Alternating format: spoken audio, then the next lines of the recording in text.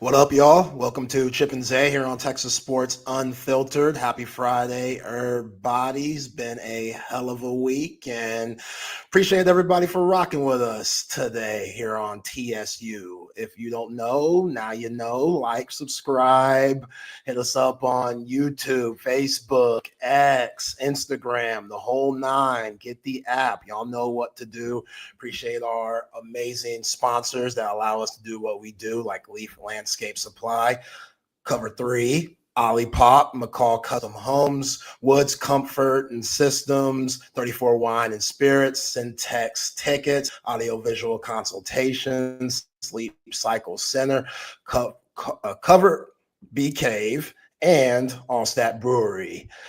I am joined today, no Chip Brown. He is out. Shout out to Chip. He will be back next week. But I am joined today by my guy. You've heard him before. He does a hell of a job on his podcast that you can check out, Horn Takes Podcast, the great Sean Redfern. Sean, what's happening, brother? What's up, Zay? How we doing on this Friday? Longhorn Friday. Longhorn Friday, man. Not Right. too shabby. Not too shabby. A lot to talk about today.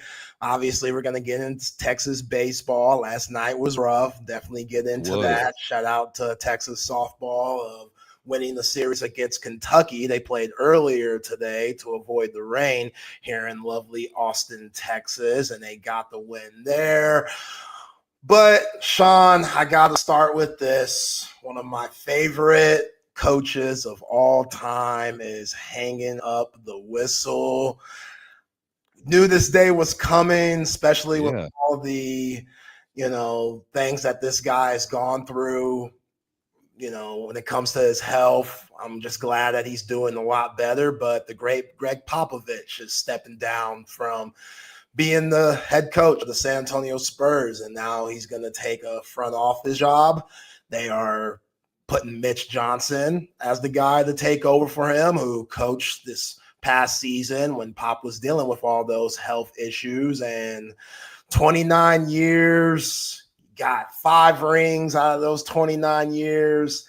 He's a top 15 coach of all time based on what the NBA put out when they did the top 75 players of all time. They also released the top 15 coaches of all time. He made that list. He's on my Mount Rushmore of coaches. And those San Antonio Spurs teams are legendary, absolutely legendary. Inducted into the Hall of Fame in 2023, 1,391 victories as a coach, most all time. He's coached in 2,215 games, third all time. His playoff record is 170 and 114 in the playoffs, and he led Team USA to the 2020, which was really the 2021, but obviously because of COVID, Olympic gold medal.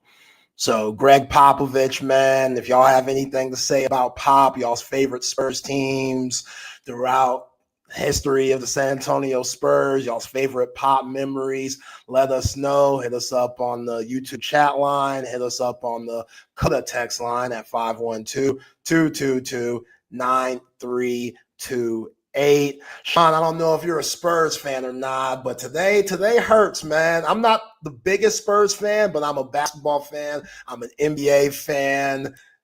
This one hurts. Not gonna lie. This one really hurts. Yeah, I mean, I remember back in the day when I actually used to love the NBA, like back when Charles Barkley was playing, Shaquille O'Neal, Jordan, Pippen, all those guys. Like, you're a 90s guy. What's that? You're a 90s guy. Oh, absolutely, 1,000%. And then at some point, I don't know, life happened, and I just stopped watching the NBA, and now I turn it on. I can't even hardly watch it anymore. But you're right, he is an absolute legend, man. He has been there for so long. I went and pulled up like their little Wikipedia page and was checking out, every year for the San Antonio Spurs, what they've done. And it's just playoff until you get recently, like these last 6 years.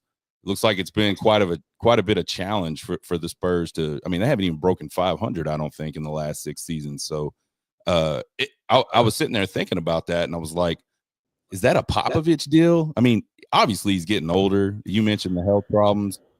Is that a Popovich thing? Man, you just can't do it for everything. I don't really know, Zay. What's your thoughts on that? No, I don't think it's a pop thing. I think they've been in the status of rebuilding, which is something that's on the Spurs haven't really dealt with much, especially. Yeah, hey Zay, I think you're having some audio problems. Yeah, it's kind of really crackly. It's in and out, a little bit crackly, and I did hear some echo when I was talking. Yeah, and I heard you talking about the echo yesterday, man. I have no. I became sitting a message yesterday like, "Yo, we gotta get this shit right." And I don't know what I it did is. that. Right. Better. Can you hear me now? Yeah, take it away. Better. I can hear it a little bit. I mean, I can hear you a little. I can hear you say better. Yeah, because I'm trying to figure this out with the mic. I don't know if I need headphones now. I'm gonna have to go meet with BK to get. Yeah, you got something going on pretty rough over there. Okay. Sean, how about this? I'm gonna get off here. You do what you got to do. All right, I'm gonna let you take over. I'll be back in like 2 minutes. My apologies, everyone. I gotta get this right. All right. I'll be right back. All right, everybody. I guess it's just me. Welcome to Texas Sports Unfiltered with Sean Redfern, I guess is the show. Yeah, me and Zay were just talking about the San Antonio Spurs. I have no way to check the chat right now. So, folks, if man, hit me up on Twitter at Horn Takes if you have any kind of comments or questions or whatever about San Antonio Spurs coach Greg Popovich hanging it up. Yeah, man, I think I'm not a huge basketball fan. I was just telling Zay I have not watched NBA basketball in a very long time, but I remember back in the day watching basketball, and those Spurs teams were just so good. You had the Admiral, man. He was really good.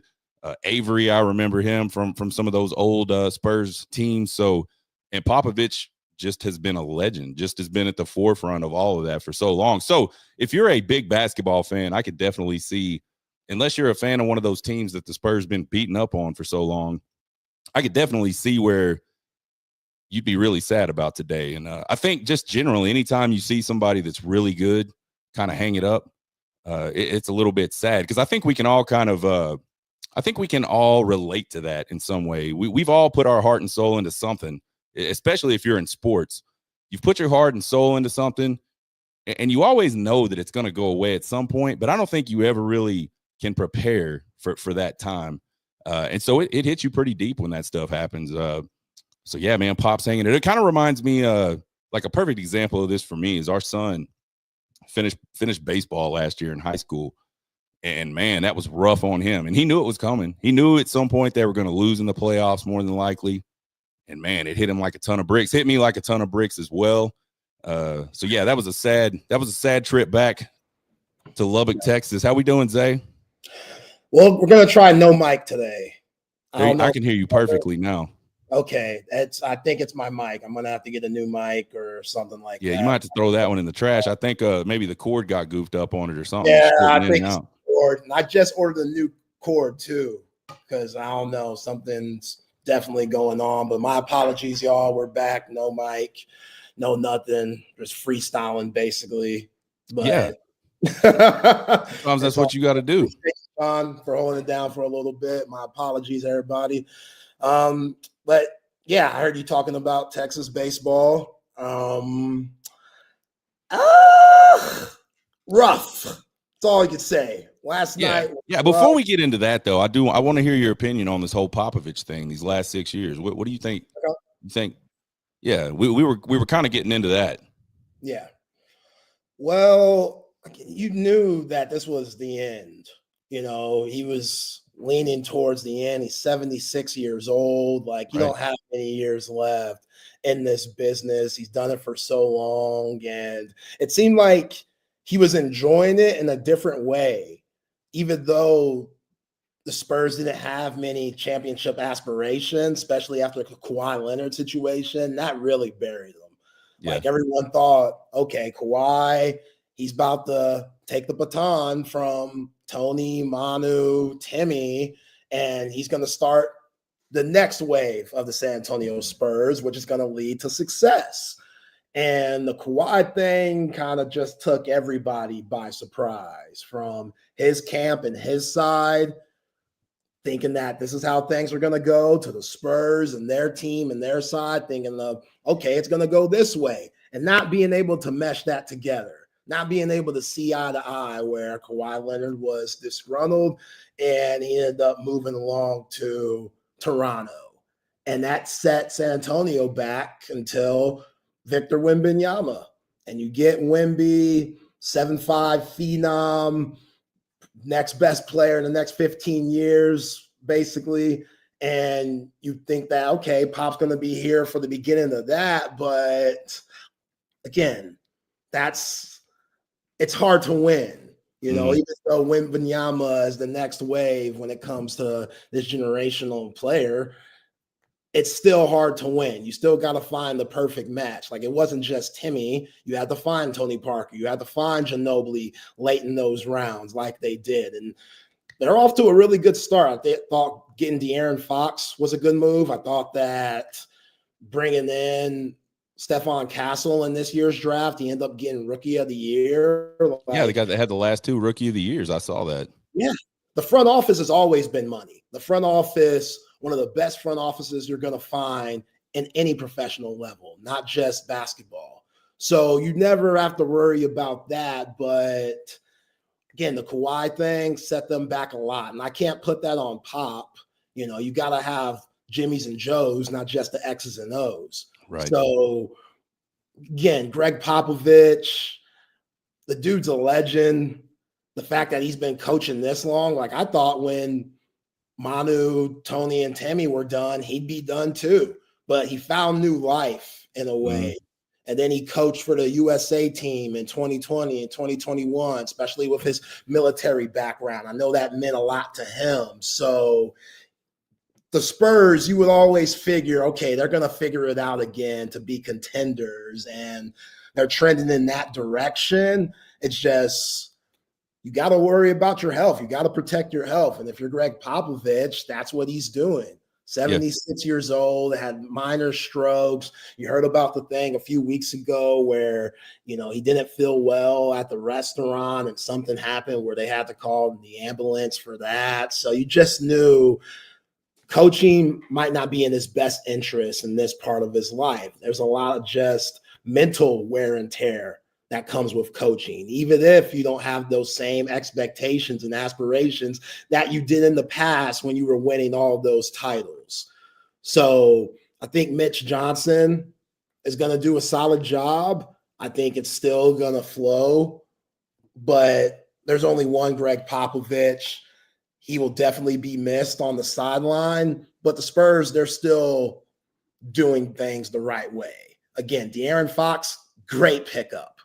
Great pickup. His wife is a San Antonio native. He's a Texan himself, be it from the Houston area. He was tired of playing in Sacramento, where that's a tough place to play. That's a tough market to play in. Everything has to go correctly for the Sacramento Kings to be successful. So if you were to go to a small market, you want to go to a San Antonio. You might want to go to somewhere like OKC, who's kind of taking what San Antonio has done over the years and making that their blueprint.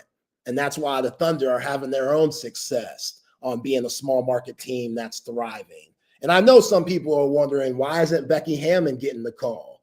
That's an interesting thing. Why isn't Becky Hammond, why isn't she taking over for the Spurs? Well, first off, Becky Hammond's coaching the Las Vegas Asics in the WNBA. So she's dealing with that. Who knows if she wants to leave that to go coach San Antonio. But I think Mitch Johnson, it's in-house. It's the right fit for now. And Pop moving to the front office, he's still going to be around. It's just not in the same way when he was coaching himself. And man, some of the best basketball you're going to find, in my opinion, Sean, is on those San Antonio Spurs teams that was winning with Tony Parker and Admiral David Robinson and Ginobili and Tim Duncan. That's some of the 2014, that Spurs team, I'll put them against almost anybody in the history of the league. And obviously this is a subjective take, like, Sure. you know, but with the way that they played, the passion that they played with, the way the ball moved, the way that it flowed, the egoless players that they had on their team, playing up against a juggernaut in LeBron James and Dwayne Wade and those Miami Heat squads that made teams look really silly during that time. Like that 4-1 series, they left no doubt. That 2014 team's as fun as any pro team that I ever seen in the association. And a lot of that was built on Greg Popovich. And he'll tell you himself, like, I wasn't good because of just me. I had Hall of Fame caliber players, but Pop brought, he brought that out of them, though. You know, that's what the good coaches do. Like Jamarcus Russell, he was a good talent, but he had his own issues. Was he coached up to his best abilities? I can't say that.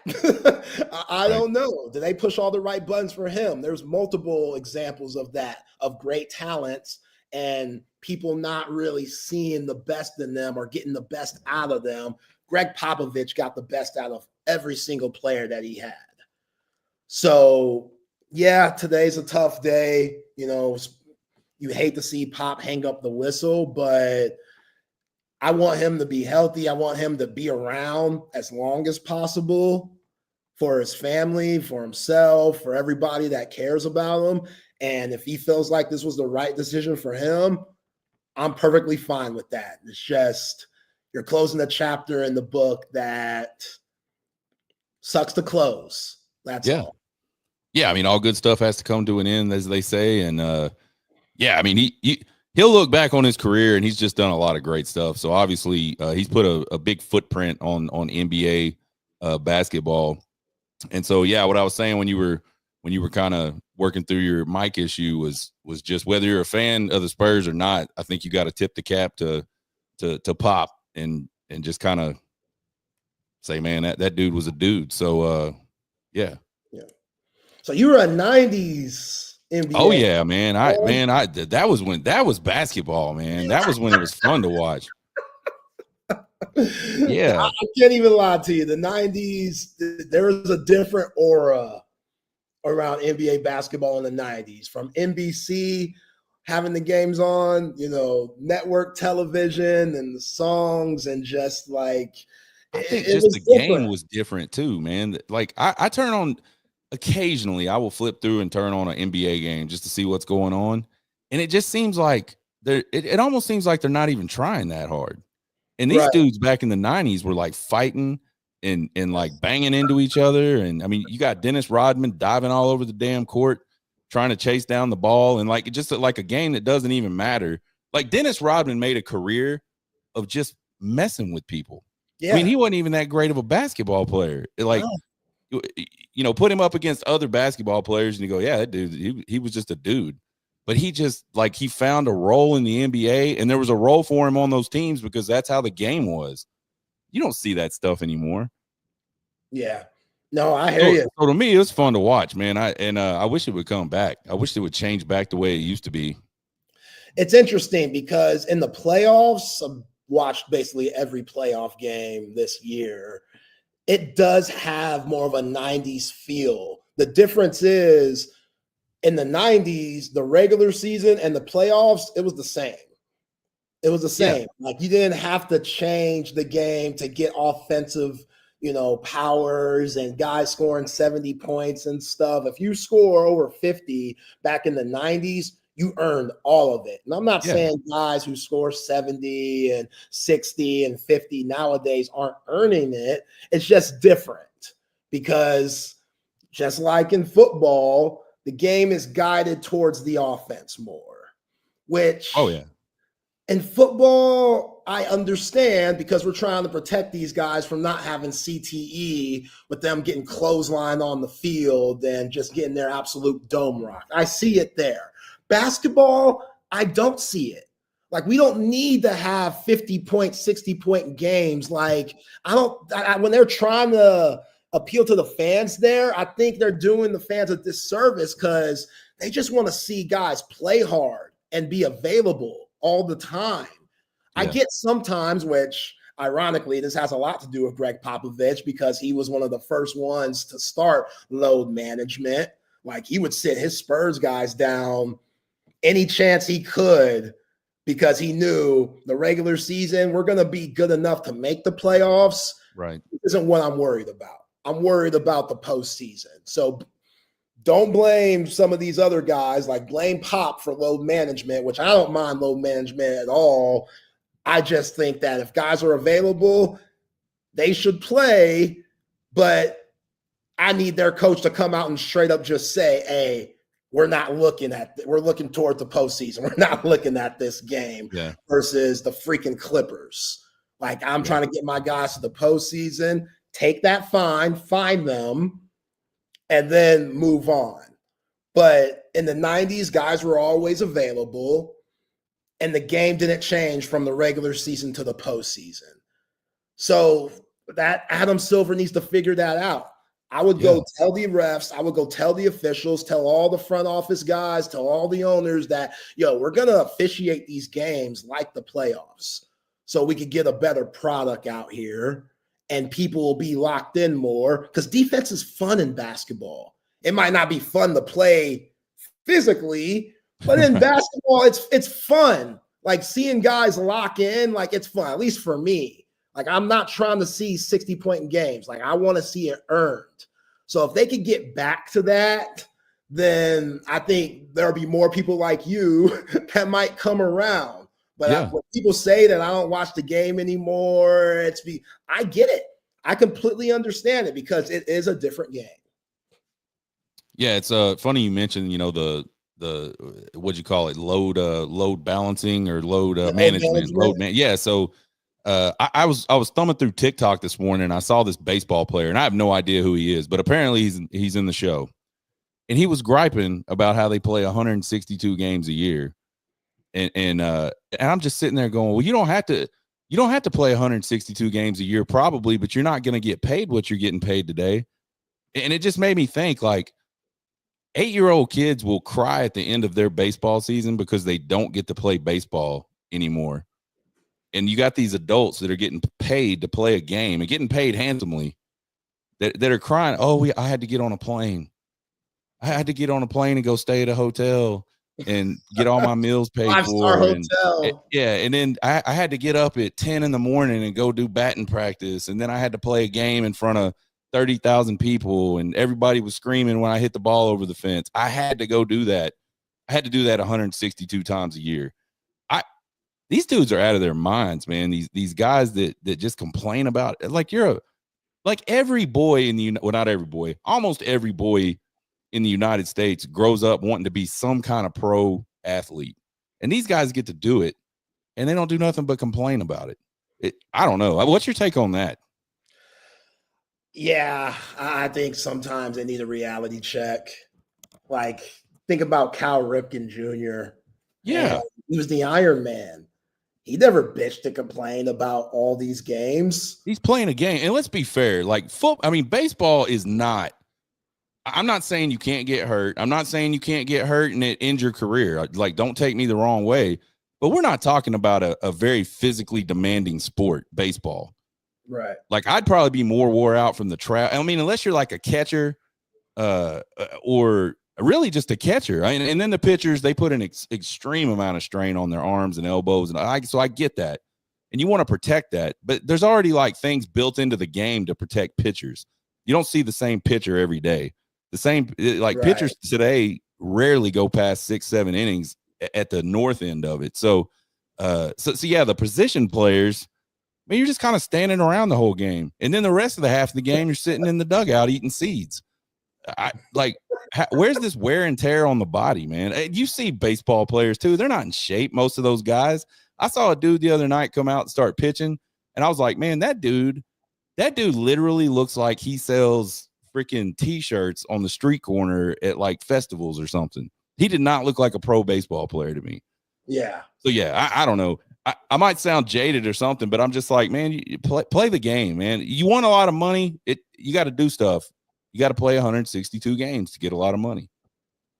Yeah, I agree. Like that's what you want to do. I'm sure when their career's over, they're going to realize, man, I wish I could just go back and play one more time. You know what I'm saying? Like you never want to have any regrets.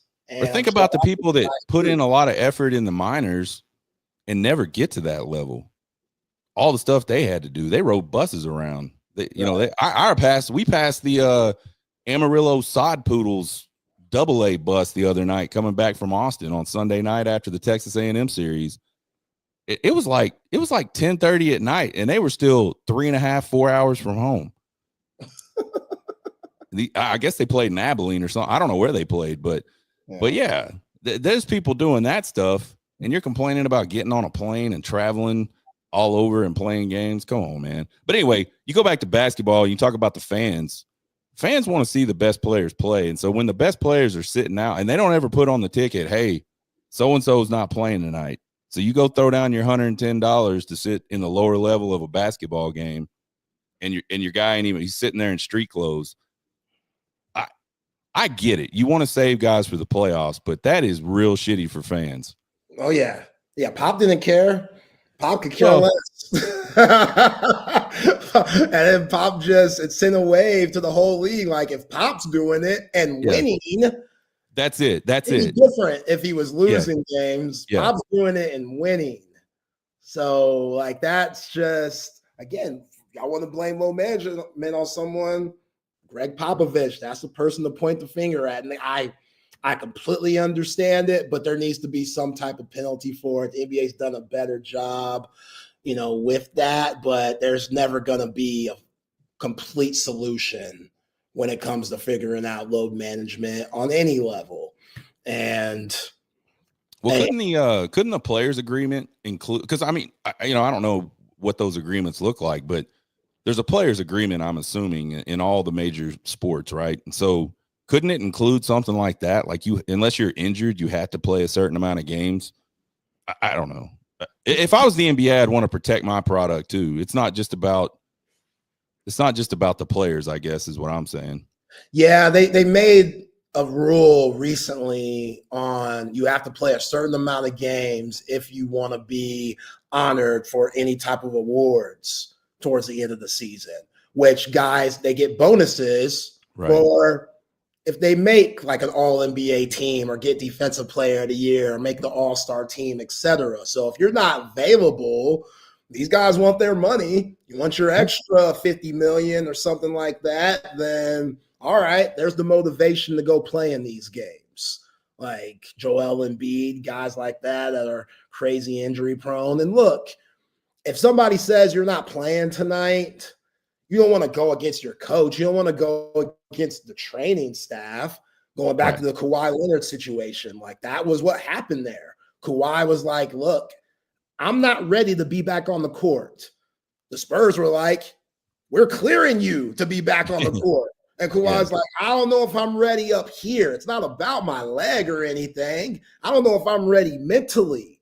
And that's where the disconnect was. Like the Spurs, they should have done a little bit of a better job of honoring Kawhi, not being in the mental space to get back on the hardwood. Because mental health is a thing. Some of y'all might not believe it. That's fine.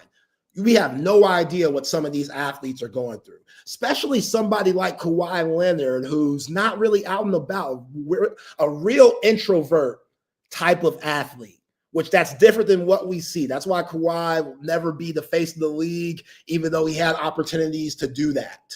He's just not outgoing enough. You know what I'm saying? So if I know that, if I know how a guy operates and how he moves, he wants to be real low key, real under the radar. And he's that big of a player to us, I'm going to honor that. I'm going to say, okay, Kawhi, we might not like it, but we're looking at the long haul. He should still be a San Antonio Spur to this day. To this day, Kawhi Leonard should still be wearing the silver and black. But once the Spurs, and then Tony Parker said something crazy back during that time. I think Tony was like, well, we got guys on the team that are hurt and they're still playing. And it was like, ooh, Tony, that's not the right thing to say. Even though you might be thinking that, like, Tony, you're on your way out. We understand that you played with a lot of guys that might be cut from a different cloth that wouldn't put the Spurs in a situation like Kawhi did. That might be a little more mentally tough in this instance than Kawhi is. But Tony, don't say that. That was a bad thing to say. And that was when it was really scored. Once Tony said that, and Tony's one of the leaders of the Spurs organization, that's when everything went to shit. And Kawhi was like, I can't do it. I can't come back and look these guys in the eye because they're not respecting me. They think that I'm out here just BSing. Like, that's not the case. Kawhi was probably really going through something because we still don't know. To this day, we don't know exactly what he was going through at the time. You could just assume. And I feel like Tony Parker was really assuming. See, look at Rodney. Look at Rodney here. Kawhi, see, that didn't help. Rodney, you're part of the problem. Rodney, you were helping Kawhi, bro.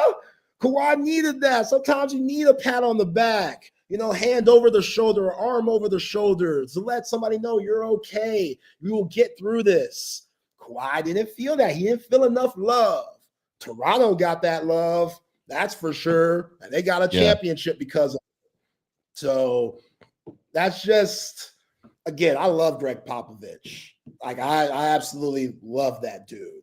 Like, I could care less of what the NBA is doing. I'm going to do things my way. Load management, I'm the coach. We're trying to win championships here. If y'all don't like it, do something about it. And Adam Silver, they tried their best to do something about it, but load management is always going to be a thing. So, all right, let us know. Hit us up on the YouTube comment section, hit us up on the Coda text line, your favorite Spurs teams, your favorite Greg Popovich moments. We'll be going back and forth talking about Greg Popovich, who is deciding to retire from being the head coach of the San Antonio Spurs. Mitch Johnson is taking over. Greg Popovich is moving to a front office job. A lot's going on in San Antonio. Stephon Castle, Rookie of the Year. Lots going on in San Antonio. But got to get to this Texas baseball team, which I don't know about you, Sean. I've heard your comments on Horn Takes podcast that you put out this morning when you made that video talking about the game last night, saying that the sun's still shining and everything. Yeah. Like, all right.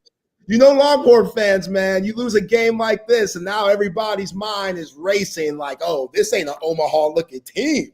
Yeah, like, this is a team that could lose first round in the regionals, blah, blah, blah. And it's just like, yo, for one, this is baseball. Like, the freaking 98 Yankees probably got blown out sometimes. Like, it is what it is. It happens to the best of teams. You know what I'm saying? Like, this was a wake-up call that I can appreciate. I think you need to get your ass whooped last night. Exactly. People said it. It happened. Now you could, scrape off some of those boo-boos and stuff and get that, first aid kit and get right and get ready for today, get ready for tomorrow. Like, I think this team will. Yeah, I mean, it's just not, you mentioned, people freaking out and it's baseball. It's 100%. They just got baseballed last night. Like, sometimes you're just going to get beat, and sometimes you're going to get beat up bad. I mean, you go back and look at that game. It was really 3 innings that they scored in, and two of the big run innings were just they walked a guy, another guy got on base, and they hung a pitch. And Arkansas is a very good offensive baseball team, and give them credit. They were able to put really solid bat on some breaking pitches early, which normally you can't do. Ruger made some mistakes, left it right down the middle, and they put good swings on him and got him out of the park. And that, in today's baseball, where these guys are so strong, so good, you can't do that stuff, or you're gonna get 9-0. Now, on the flip side of it, the bats, that was pretty bad. 2 hits all night for the Longhorns, but give that kid credit, man. That dude last night on the bump for Arkansas was really good. And we talked about him on Monday night on our show, Zach Root. He was a guy that came in with 81 Ks on the season. So he can definitely get the ball past you. And he had a career high 8 innings pitch last night, whereas Ruger Riojas goes 3 2/3. And Ruger's been a guy that has been able to go deep in games. So it's kind of like the perfect storm. You can't discount it and say it never happened, because it obviously did. But I'd be really surprised to see that type of thing happen tonight at 7 p.m. when they throw first pitch out in Fayetteville tonight. Yeah, Zach Root, 8 shutout innings, 11 strikeouts. That breaking ball was breaking, Sean. Like that thing was hitting the dirt. If this Texas team 1 through 9, it's hard to get 2 hits out of them. Like I had to tip my hat to the Zach Root last night because he was dealing on all cylinders. And again, like you said, it's baseball. Sometimes you're going to have 2-hit games where everyone struggles. And I think a lot of Texas fans, we're not used to seeing this team struggle. So it's weird. Yeah, it's weird. That's it. They haven't. I mean, even when they've struggled, the pitching has been so good all season that it just kind of masked that struggle offensively. And you knew you should have known at some point they were going to run into somebody that got some good swings off and got the ball over the fence. And then now you're in a situation where it's 5-0, and you can't get anything going. I mean, I think we hit the ball hard one time last night, and it should have been a base hit. The pitcher made a great play, got his glove in the way, knocked it down, got an out at first. But that was it. Everything else was real weak on the ground. They just weren't seeing the ball. And I'll tell you, these lefties are tough on guys anyway. But this guy had just a changeup that was, I'm a changeup guy. I don't know why enough kids early on don't throw changeups and really perfect that pitch, because a changeup, if you're getting it away from the hitter, they ain't hitting it. Like it just ain't happening. And that's what his was doing. He would start it out on the outside and it would just fall away. It would end up in the other batter's box. And it looks like a fastball coming out of the hand. So you got to get teed up and get ready to swing, and then you can't stop, and it's just gone. And that's what he did to Texas, the right-handers, over and over and over. And then you mentioned that breaking pitch. It was a wipeout breaking pitch. He starts throwing that in on him a little bit. So you got one pitch that's falling away from him, and then you got another one that's coming in on him. And then, I mean, at the end of the game, he was just throwing fastballs down the middle, because he hadn't done that the whole game. He hadn't tried to strike people out with fastballs, so he's striking everybody out with fastballs because they're expecting change. They're expecting curve. So, yeah, man, tip of the cap to him. He did an awesome job. I hope the guys will be a little more aggressive at the plate tonight. If you've watched Texas baseball this year, you watch Sloss at all, you know he likes to take pitchers deep into counts. He likes his guys to see a lot of pitches. And I think that's great, unless the kid is pumping strikes and then has a wipeout strikeout pitch like this one had. So I hope they'll be a little more aggressive on the fastball. Maybe get some more balls in play tonight. We'll see. Yeah, if you follow Jim Schlossnagle throughout his career, a lot of his teams, whether it's TCU, A&M, and now Texas, he preaches patience here and there in the batter's box. So like you said, if you have a pitcher that knows that's attacking, like we saw with Root last night, it could be tough to be patient, you know what I'm saying? And I want to go back to what you said about the changeup and how you think more pitchers should throw that a lot sooner. Isn't that one of those pitch? Like, what's sooner, in your opinion, for a pitcher to like learn that? Because I've always heard, I don't know if this is a myth or something, but I always heard you have to be careful with these young kids, like when they're used playing little league and stuff, for certain pitches that changeup's not one of those pitches. Changeup is just a change in grip. Okay, that's it. You take your forefinger off the ball, which is your pointer finger. That's the one that gives you all your power on your fastball. You just take it off. And so you're throwing with your middle finger and your ring finger, so you don't get all that power on the pitch. It looks like a fastball coming out, and then because you're holding it weird, it moves. Right. So yeah, absolutely. Like a 10-year-old, you could have a 10-year-old throw a million changeups in a row. his elbow, there's no spin on it. In other words, he's not spinning his arm or anything like that. So they're like no pressure on the elbow. So what's the pitch that they tell you to be careful with when you're that young? The breaking pitches, yeah. Breaking pitches. There's a lot of pressure, a lot of torque on that elbow. Okay. So I mean, you'll see it. You'll see 12-year-old. I mean, you watch the College World Series probably at least a little. I mean, the Little League World Series at least a little bit every summer. You can't help it. It's all over ESPN. Those kids are 12 years old breaking off breaking pitches like the whole game, and they pitch over and over and over. And I'm like, man, good. You know, I mean, you see it. Some of those guys will make it, but a lot of those kids just fizzle out. That's interesting because I've always heard that. I always heard there's certain pitches you don't want some of these youths to learn or to throw because, like you said, it's just the wear and tear on the elbow and the arm when they get older. You see it, and that's very unfortunate because I'd rather lose the game in that moment when they're kids than that kid not being able to thrive or succeed because he's always having to go to the emergency room or something due to his elbow and arm not working. Yeah, and the crazy thing is, I think most coaches legitimately probably say, "How is your arm feeling?" You know, you've been a player. You know damn well, unless that thing is falling off, you're not saying my arm hurts. You want to go play. Right. If you're a good pitcher, you want to be the kid that's coming in and doing good stuff and helping the team win. That's what team players do, right? We see it even in college baseball. These kids will be like, "Oh no, I'm good. I'm good." No, you're not. You're not. And then something bad happens, and they're not. You know what I mean? So yeah, man. I think that changeup is and man, that kid threw a bunch of changeups to the righties last night for like the first 3 innings and just made them look pedestrian. It's a moving pitch that doesn't require your elbow to snap in half to throw. Yeah. Zach Root. He was money last night, and after he struck out his last batter in the 8th inning, he was pumped. He was pumped up, and I told him yesterday, talking about it all week, like, yo, that atmosphere at Fayetteville, Arkansas. I know Texas fans look at Arkansas and be like, we got OU and A&M to worry about. We could care less about y'all. That just makes Arkansas fans even more pissed off. Mad. What? Y'all don't look at us as a threat? Yeah.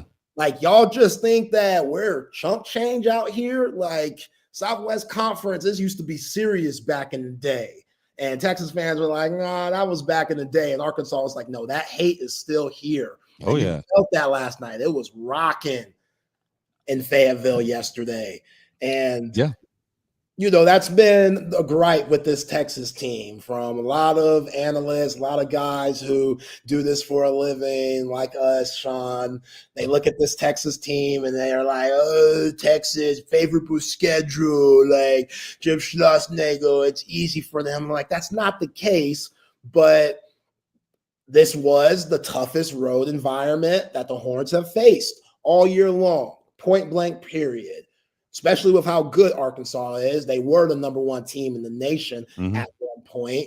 So they still got those guys on the squad. And you know, as anyone, Sean, in this game of baseball, sometimes the best team doesn't always win. It's the team that's hot at the right time. So for Texas to get their head smashed in this game, I don't mind it much. I don't mind it much at all, especially because I expect Arkansas to be one of those teams that we see in Omaha. They're that good. They're that talented.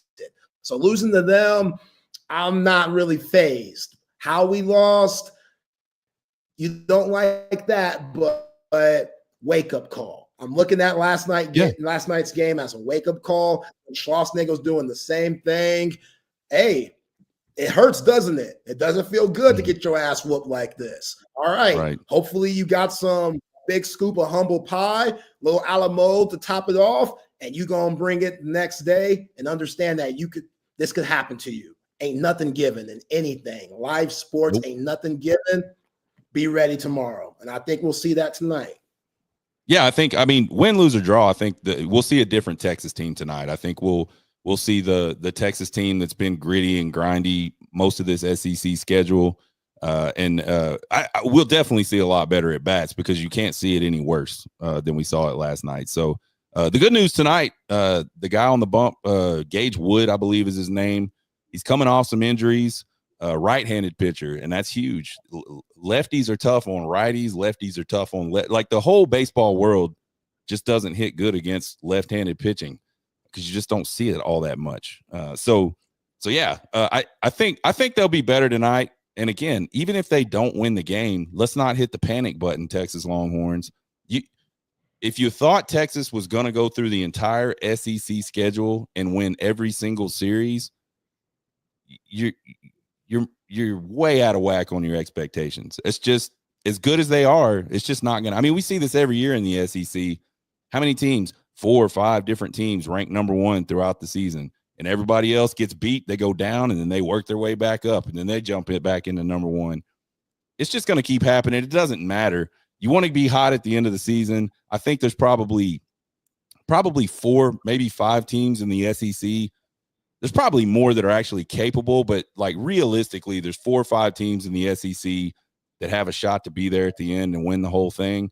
And Arkansas is one of them. So we will live. Who are those other teams? I think Tennessee, even though they're down right now a little bit, I think they're a team. LSU's a team that's really good when they're playing hot. I like Georgia. Georgia is one. If their bats get hot, I think they're a team that could certainly bang their way to a College World Series championship. And then it's going to sound crazy. I think this Texas A&M team is a team. Nobody wants to play that team. I guarantee you they're going to show up as a 2 or a 3 seed in somebody's regional, and they have a very good chance to win it because they have 3 left-handed pitchers. All 3 of their starters are lefties. They are very good. Despite what happened to that Weston kid when he came in against us on Sunday, he's damn good out of the bullpen. And they got bats, man. They can hit the ball. So, I don't think people realize how amazing it was that Texas swept that team the way they swept that team because and just holding them to the run totals they did that weekend. They've been scoring 11 runs a game over their last 9 SEC games. They scored 8 the whole weekend against Texas. So, yeah, I think that's a team that could get hot. They still got the same roster that was the preseason number 1 team. Yeah, like Michael Early, he's done a good job as of late. And even though Texas swept them, like it was a tough 3 games. That's for sure. There's a reason why every one of those wins was only by 1 score. Like, yeah, and that could be what we saw last night. We could be seeing a team that came off of a really emotional weekend series, had to turn around and play a midweek, and then had to get on a plane the next day to travel to Arkansas. Right. That's different. It's an early weekend for them, this Thursday, Friday, Saturday series. So, I'm not trying to throw that out there as an excuse, but it's a thing. It's different, right? So that might be what we saw a little bit. And I think what we really saw last night was Ruger Riojas not have his best stuff, and this Zach Root kid put on the performance of his career to this point. God, that changeup's nasty. It's real nasty. I just kept saying that. I just kept saying because by the time it was 9-0, Sean, I was like, well, moral victories at this point because I don't see the Horns jumping on this guy tonight. It's just not their night. But that changeup was absolutely filthy. All right, Ruger Riojas. We talked about him a little bit. You just mentioned last night wasn't his best night. Just too many hanging breaking balls. It kind of looked like batting practice at times because it was just they knew it was coming. Like those Arkansas guys, you got to salute to them because their scouting report on Ruger Riojas, it seemed like they knew which pitches were coming, especially early on. 2, 3, and 4th inning where they put those runs up, a lot of just hard contact. Yeah, even their outs were. They hit the ball over 100 miles an hour, probably 8 times last night. Like I said, the outs were loud. A couple of times on outs, I was like, man, he got a hold of that one. Like just barely got it off the end of the bat a couple of times where like trajectory wise, it looked like that's getting out. So yeah, I mean, he was just I mean, pitchers have bad days too, and I think he was just missing a little up from where he would really want to miss. And you're right, that Arkansas offense, they're solid up and down that line. I knew we were in trouble when the first two guys that really started putting the ball in play for Arkansas were two guys they had talked about. One of them was it's his second start of the season, and the other one hadn't played at all this season or some crazy mess like that. And I was like, yeah. And those were the two dudes that they got the first two home runs of the game. Right. I was like, yeah, we're in trouble because once that top of the lineup starts getting into it, and they did, they're going to put up some runs. So, yeah, they got those Hawaiian brothers that bat 2 and 3, and the one that bats 2 is all over the mock drafts when it comes to MLB mock drafts. So he's a future show player, and that's what you expect. It's the SEC. They're all over the place. But, this goes back to Jared Spencer being out for the rest of the season. And that's a blow. Even though I still think this Texas team is capable of getting to Omaha and doing some damage, that's a way bigger blow than Max Ballou getting hurt. And obviously Max Ballou has the potential of coming back pretty soon, but there's no coming back with Jared Spencer. And that messed up your whole rotation. Like, that was your ace. That was your Friday night series starter. And he was a lefty, to what we've been talking about with how rare that is. And now they got Ruger Riojas, who just really became a starter on the weekend in general. It's not like Ruger Riojas has just been starting all year long. Like, he just started on Sundays. Then the Jared Spencer thing happens. And now Jim Schlossnagle's having to do some rearranging. And now he's being put on Fridays, or to open up the series Thursday for last night, with Luke Harrison tonight. And I don't know who's going to be Saturday. We'll see, to be determined, but it's a lot. It's a lot of mismatching, switching around, and Jared Spencer was definitely missed last night. That's for sure. Yeah, absolutely. I think, again, we talk about how amazing it was that Texas was able to sweep that red hot Texas A&M team. They did it without Jared Spencer. And they did it, before Ruger Riojas really moved into that starting role, there was like 5 guys that were doing the majority of the pitching on the weekend for Texas. But what I think we've seen over the last couple of weekends, we've seen guys like Thomas Burns step up. He can throw. We've seen this Ethan Walker kid that's come in a few times. He can throw. We've seen some guys on Tuesday nights that actually came in and pitched last night and did really well. Cody Howard pitched really well last night. Bryce Navarre came in and pitched really well last night. So I think as the season's gone on, they've kind of built some depth. And so, you lose a Jared Spencer, but maybe you can sort of replace some of that production with 2 or 3 different guys that can come in and fill in the cracks. Because you look at a 3-game series, if your starters don't play deep, which we didn't last night, then that's when you start running into problems. And that's why, you look at the rest of this series and I say, I don't think it's impossible that Texas comes back in this series, but if they do, it's going to have to be offensively, because they're going to get to the point more than likely where they start to come up short on pitching, whereas Arkansas hasn't thrown anybody. So if Texas really wants to reverse that trend tonight and put themselves in a good position, they're going to have to come out banging the ball early, get that starter out early. And he's already on a short leash, by the way. He's still kind of rehabbing. So they were talking about it last night on the broadcast. He's probably got 50 pitches and they're going to pull him. So the quicker you can get him to 50 and start working on some bullpen arms, and maybe you can shoot through some of those, the better for this Texas team when you start looking at, can they come back and win the series? Yeah, clearly not too many positives from last night, but at least you still got Dylan Volantis. He didn't. You got Grubbs. Today, Max Grubbs, he didn't touch the mound either. So you expect those guys to be a little point of emphasis a little bit more for today and tomorrow to see how this Texas team finishes out the series. And, again, just the wake-up call. I think every team, in a way, should get a wake-up call. Sometimes you still win when it comes to wake-up calls, and sometimes, hey, you just get straight-up curb stomped, like we saw last night. Hey, at least they didn't get run ruled. That's what I kept thinking. I was like, they're about to get run ruled. That's a different type of beating. Yeah, and it would have been just one more run, but it just looks bad to say we got run ruled. Yeah. So good.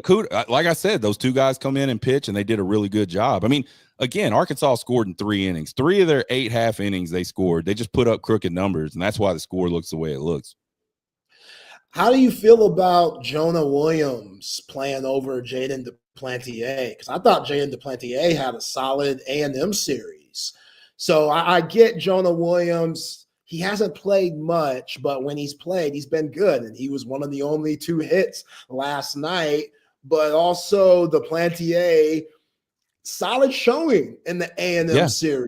So it's very interesting that Jim Schlossnagle thought that was the way to go, to have Jonah Williams in the outfield. You're moving Adrian Rodriguez to second base, which he's basically a Swiss Army knife. He's probably played the most positions out of anybody on this team, going from third base to the outfield, now the second base. Like, it doesn't matter with him, and he's finally back healthy.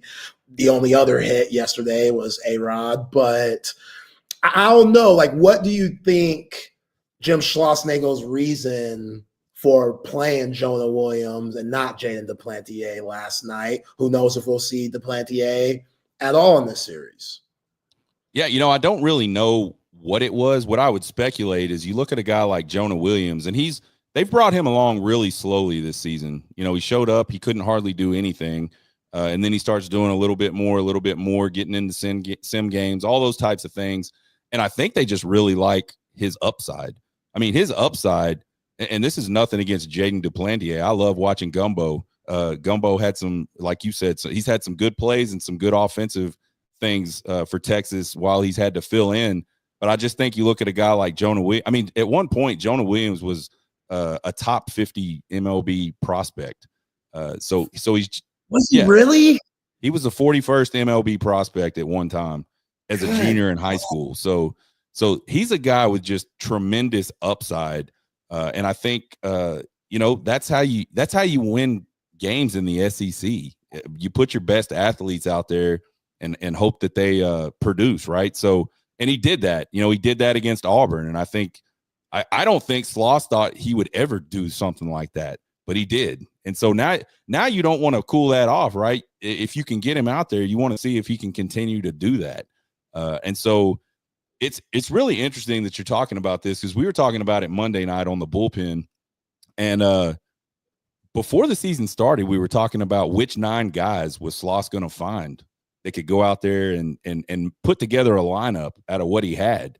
And now, after we've had all these injuries and we've seen a lot of guys come in and contribute, now we're talking about, well, when some people start coming back, who's out and who should be out. I mean, you got a guy like Easton Winfield that was a freshman All-American last year, tons of tools. He had a great night Tuesday night, 4 for 4, hits his first home run, hits a double. He just smoked the ball on that double, and he's sitting on Thursday night for Jonah Williams. So there's a lot of talent and a lot of guys that can produce on this team, but you can only roll 9 out there. So one of the things, besides getting all the guys back that have been banged up a little bit and getting getting Mendoza back to second, one of the things that's going to be interesting is what do we do with those guys? What do we do with Jonah Williams, with Winfield? What do we do with Gumbo? What do we do with Casey Borba? Like, do you bring A-Rod back and just DH him again, or do you throw him on third and take that good glove that Borba's got out? I'm glad I don't have to make the decisions. I'll tell you that, because you're going to get questioned probably. And I don't think Sloss cares about that. He's been doing this long enough, but you certainly want to make what you feel like is the right move and be able to look back on your decision and go, yeah, we made the right decision. So it'll be kind of interesting to see the rest of this series. If maybe a Winfield we got an at bat last night late when they were they pinch hit like 3 guys in a row because they brought a righty in. So they start unloading all their left-handed bats. So yeah, but I really do, just back to your question, think that the upside for Jonah Williams is really high. And if you can get him going, he's a guy that can win you baseball games, and we've already seen that. I had no idea he was a top prospect in baseball too. Like, yeah, he is a freaking ridiculous. Matter of fact, they were at his brother played Major League Baseball. His older brother, and they asked him who was the better baseball player. He said, "Oh, no doubt, it's me." And I actually met him. At after the game on Saturday. And that kid, man, is all smiles. He is loving where he is at. I'll tell you that. He's just, I mean, he's still a kid, right? He's 17. I think he turns 18 maybe this weekend. Yeah, it's coming soon, but he's still 17. Yeah. Like, think about it. He just looks like an 8-year-old. Like, if he wasn't this big 6'3", 215-pound dude, the way his mannerisms are, he's just an 8-year-old playing Little League baseball, just having a blast. And that's cool to see. You know, you don't see that. He's got a ton of character, loves the team, and I think that's awesome. Yeah, because think about the position that he's in. Like, you're a two-way player. That's rare in itself, but you got to earn the trust and respect of your peers and your teammates. You know, you can't come in on your high horse thinking that you're better than everyone and thinking that, oh, just because I'm a big-time prospect at both sports, I'm entitled to this, that, and the third. No, that's not the case. So you got to earn it just like everybody else here. And he's had the right mindset. Like, earlier this season, when you look at the dugout and you see Texas having any success, you see Jonah Williams doing the skull clapping, just like everyone else. He's laughing, he's smiling, he's getting guys hype. And you're like, okay, that's what I want to see. Like, he was getting over the collarbone injury, but you have to be engaged. And when he is. There's a video from the game Friday night against Texas A&M when Tommy Farmer hits his first home run of his college career. You would have thought it was Jonah Williams that did it, the way he was carrying on, smiling, just completely like it was the best damn thing that's ever happened to him, was watching his teammate hit his first home run. And you just gotta love a guy like that. Let me ask you this, Sean, because again, this team, adversity struck yesterday, but besides that, everything's been rolling. Even with the injuries, Jared Spencer, Max Ballou. Once Max Ballou comes back, how do you wiggle him back into the lineup? Because I think this is one of those sports where it's very hard to come back where you left off, especially off of an injury. Like, I expect there to be some rust with Max Ballou. So if you're Jim Schlumpsnake, how do you go about that? What I think is a few things. One, he's been doing everything he can do to stay dialed in. They've got the VR and all that stuff now that these guys can practice their swinging and see pitches and things like that. So he's been doing those things, but you're right. And the timing of this, I think, is the really sort of interesting thing. If this would have happened the very first weekend of the season, no doubt Sloss is going to throw Max Ballou out there and say, go. And it doesn't matter what he does. But now we're talking the end of the season. Does he take a chance and throw a Max Ballou in there that's super rusty and take a guy out that has been producing some? That's the gamble you take, you know. But I think if Max is healthy, like, and no kidding, no little, it's still a little sore type stuff, you're going to see Max Ballou go back to right field. You're going to see Tommy Farmer go back to left field, and then they're going to have to figure out who they DH and all that stuff, and who plays in the infield. But he's just too valuable of a bat. And I think a lot of people think this is like football where, he got hurt, so he's gonna come back. I don't think. I mean, when you're a junior in college, it has to be pretty catastrophic for you not to move on to bigger things, because then you start getting a little older, right, in baseball's eyes. And so, not to say that guys that, play their senior year of college baseball can't and don't go into the majors, but are going to pro baseball. But I would be surprised if this isn't Max's, last year. So you're going to play him. Right. And you just have to deal with what it is, man. And I think the sooner he comes back, the better, right? Because then he can kind of work through some of that stuff before you get into the postseason. Yeah. Before we move on, let me ask you this. How do you feel about Ethan Mendoza still being a DH and not being ready to be at second like he was early in the season because of this injury? I mean, perfectly honest, there's no reason to rush him. I mean, I think probably Ethan could go play second base right now, but you don't need him to. There's nobody else. We're not having any problems at second base, whether it's Gumbo or A-Rod. They're fielding the position. So why would you take the chance to put him in there defensively? I mean, to me, the only advantage of going ahead and getting him in there is you can figure out the rest of your DH infield stuff a little sooner and see how that works, maybe play with some of that a little bit. And I think a lot of times position players maybe don't hit as well when they're not out in the field, but we really haven't seen that with Mendoza. He's still been really hot, even though he hasn't been going out in the field and playing. So to me, that's another one of those where he could probably play, but why? Why risk it until he's like 101% ready to go back into the field? Yeah. I got you. He is Sean Redfern of the Horn Takes podcast, filling in for Chip Brown, doing an amazing job out here. Before we get into some Texas football talk, and want to hear Sean's thoughts on some of these guys selected in the NFL draft for Texas and how he feels about that.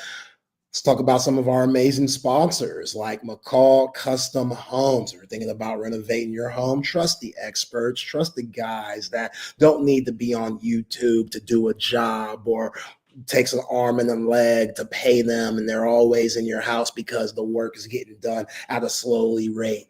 No, McCall Custom Homes, they are bigger and better than anybody out there. They're licensed, they're insured, top quality at affordable prices, in-house architects, over 50 years of combined experience. They will handle the permitting process. They will work with your insurance to try to make your home into something truly special. Plus, they are Austin Knights. So hit up my guy Mike at McCallCustomHomes.com if you want to email him for any questions. Mike does a really good job of getting back to you and trying to figure out how to make your home, again, just into something truly special. Hit him up on Facebook and Instagram at McCall Custom Homes.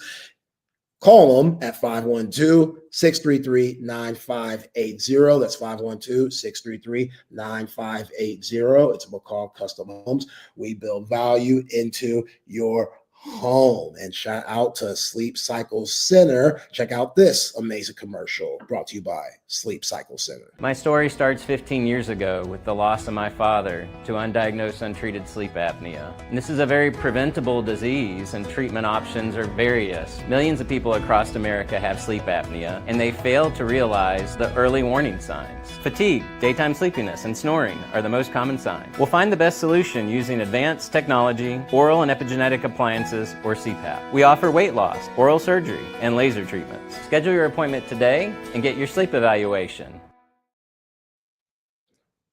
When you schedule that appointment and you're going to pay, let them know you heard from Texas Sports Unfiltered, and you get $100 off of whatever the bill is at Sleep Cycle Center and Covert Bee Cave, Covert Automotive Dealership. I've been doing it in the greater Austin area for over 100 years and been doing it well. Shout out to Covert Bee Cave. They hooked my wife and I up for our Buick Encore GT. We absolutely love it. She loves it. And happy wife, happy life. So y'all can be like me and get the Covert Bee Cave and get yourselves a lovely new or pre-owned vehicle. 7 terrific brands to choose from: Buick, GMC, Cadillac, Chrysler, Dodge, Jeep, and Ram. Nobody beats a Covert deal. Not now, not ever.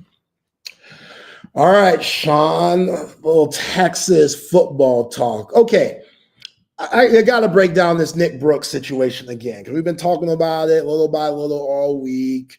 freshman offensive tackle Nick Brooks got pulled over this past weekend and arrested for a DWI, even though he clocked in at 0.0 when it came to the alcohol limit, but they found a vape pen or a weed pen, whatever. It could have been a vape pen, but I think it had a weed flower on the pen. So they arrested him, all these things. But apparently he told the officer that he was coming from a 21 and up nightclub that makes exceptions for UT football players.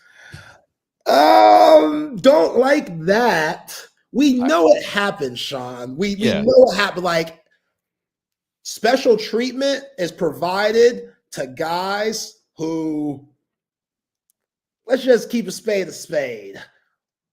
Guys who, in a way, quote unquote, deserve special treatment. I'm not saying that it's good, especially in this sense at all. I don't like the story. I hate that he said that too, because Nick, you didn't have to snitch, buddy, but you're young.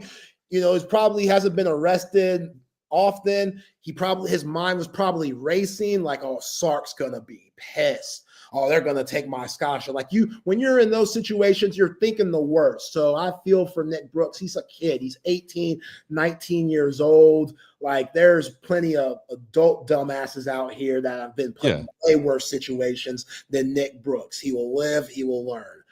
But it doesn't look good. When those come out and you say that, it doesn't look good. And I'm sure Steve Sarkisian is going to have to figure it all out on where that happened. And I'm sure that place, whatever establishment that was, I don't know the bar that he was at that does it, but I'm sure there's going to be some things that have to get taken care of these next few weeks. So certain situations like this never happen again. Yeah, the only thing I could think of. So first of all, I heard a couple different things. The story I first heard was that it was a vape with like a weed insignia on it, right? Yes. And so it wasn't clear to me at that time if it was actually weed in the vape, right? And then I saw a different story that said it did have marijuana in it, and that he failed some field sobriety things or whatever. Like, first of all, this dude's 6'8", like 340 pounds. He can't stand on one leg without trembling over. So I don't even think that should be. He should be exempt from that, because he's going to do that stone cold sober. But then, man, when I saw that other report come out where it was talking about, he said this, and this, I was thinking of that Goodfellas scene where John Hill comes out of the court after his first court appearance, and all the dudes are standing there. Hey, you told them nothing. They got nothing. You did your job. You didn't rat on your friends. And I'm just like, Nick. Yeah, but and I'll say this, I wonder. You're right. He is a young kid. He may or may not have been in trouble much in his life. I don't know, but he was probably super nervous. And then when they found out he was a football player, how bad did they dig in on him? You know, I doubt they drove. You know, they walked up to the window and he said, "Hey, man, I'm coming from this nightclub. They let all Texas players in." I just feel like they probably saw somebody that was, you know, kind of nervous and dug into that a little bit. And if you do that enough, self-preservation, man, you might say those types of things. But yeah, I am definitely not a fan. I'm not a fan of any of it, to be perfectly honest. I mean, we know it happens, like you said, but I'm not a fan of there being a place where people can go and drink underage and it's just a thing. I don't like that. I mean, but it is what it is. We know it's going to happen. So yeah, really unfortunate. You know, I mean, Zay, I know you guys have probably talked about this 100 times, probably more than that on these shows. Why can't these guys just show up and act right? Like, I don't understand. You got the world at your feet. Yeah. And it's tough. Like, we're all 18. We're all 18. Oh, no, I get it. I get it. I don't know, man. I feel like you got to find a way to immerse yourself in your trade, right? Like, if I'm a football player, I just need to immerse myself in football for 4 years. That's all I got to do. And then or 3 years, maybe even. All I got to do is just stay out of trouble for 3 years. And if you're at a place like Texas, you got a good shot, you know, to make it to the next level. No, you're right. You're right. Like, I get that. It's just easier said than done. Yeah, man. I mean, I get it, man. I get all the pressure and all that stuff. It is easier said than done. Texas, but like, why couldn't he just get an Uber? You know what I mean? Like, right. let's say he was drinking, or even just ask somebody at the place. Right. Hey, man, I'm Nick Brooks. I'm in trouble. I drank more than I should have. Is there somebody that can get me home? Hell yeah, we can get you home. Yeah. So, man, get the Uber app, guys. We know you're gonna go have fun. Nobody's saying don't, but take care of yourself. Just do the safe thing, the smart thing for you, and the safe thing for everybody else. That car will be there in the morning. Yeah, I agree. And again, like you just get out of your parents' nest. You're trying to find yourself. Yeah. You don't want to be the lame on the team. Like if somebody, and I'm not saying anyone's done this, but if one of the older guys, junior, senior, veteran players is like, yo, we going out tonight, you can't say no. Yeah. You know what I'm saying? Like you can't, because you want to show these guys you're one of them. Like that's part of that's being a part of the team. Absolutely.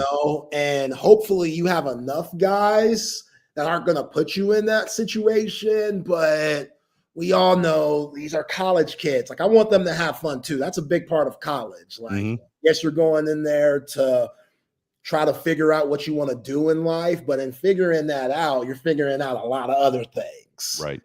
And that could be a lot. It could be overwhelming for an 18 and 19-year-old who wants to do everything by the book, but also you're just going to have those demons that are saying, hey, let's try this. You've always heard of this. Let's try this. Let's see what you can get out of this and that. And the world's your oyster to where you kind of feel untouchable. Yeah. If you Nick Brooks, like you're already getting in the places that you shouldn't be. So in your mind, you're like, oh, I'm good. Yeah. I could leave. And be fine. I'm not going to get in trouble. I'm a player at Texas. They want me to succeed. You know what I'm saying? Yeah, exactly. That's not necessarily the case. And like your care meter isn't going off the way that it should because some of these guys think they're untouchable. I just saw Jonte Cook. Jonte Cook's going to Syracuse now. You see that?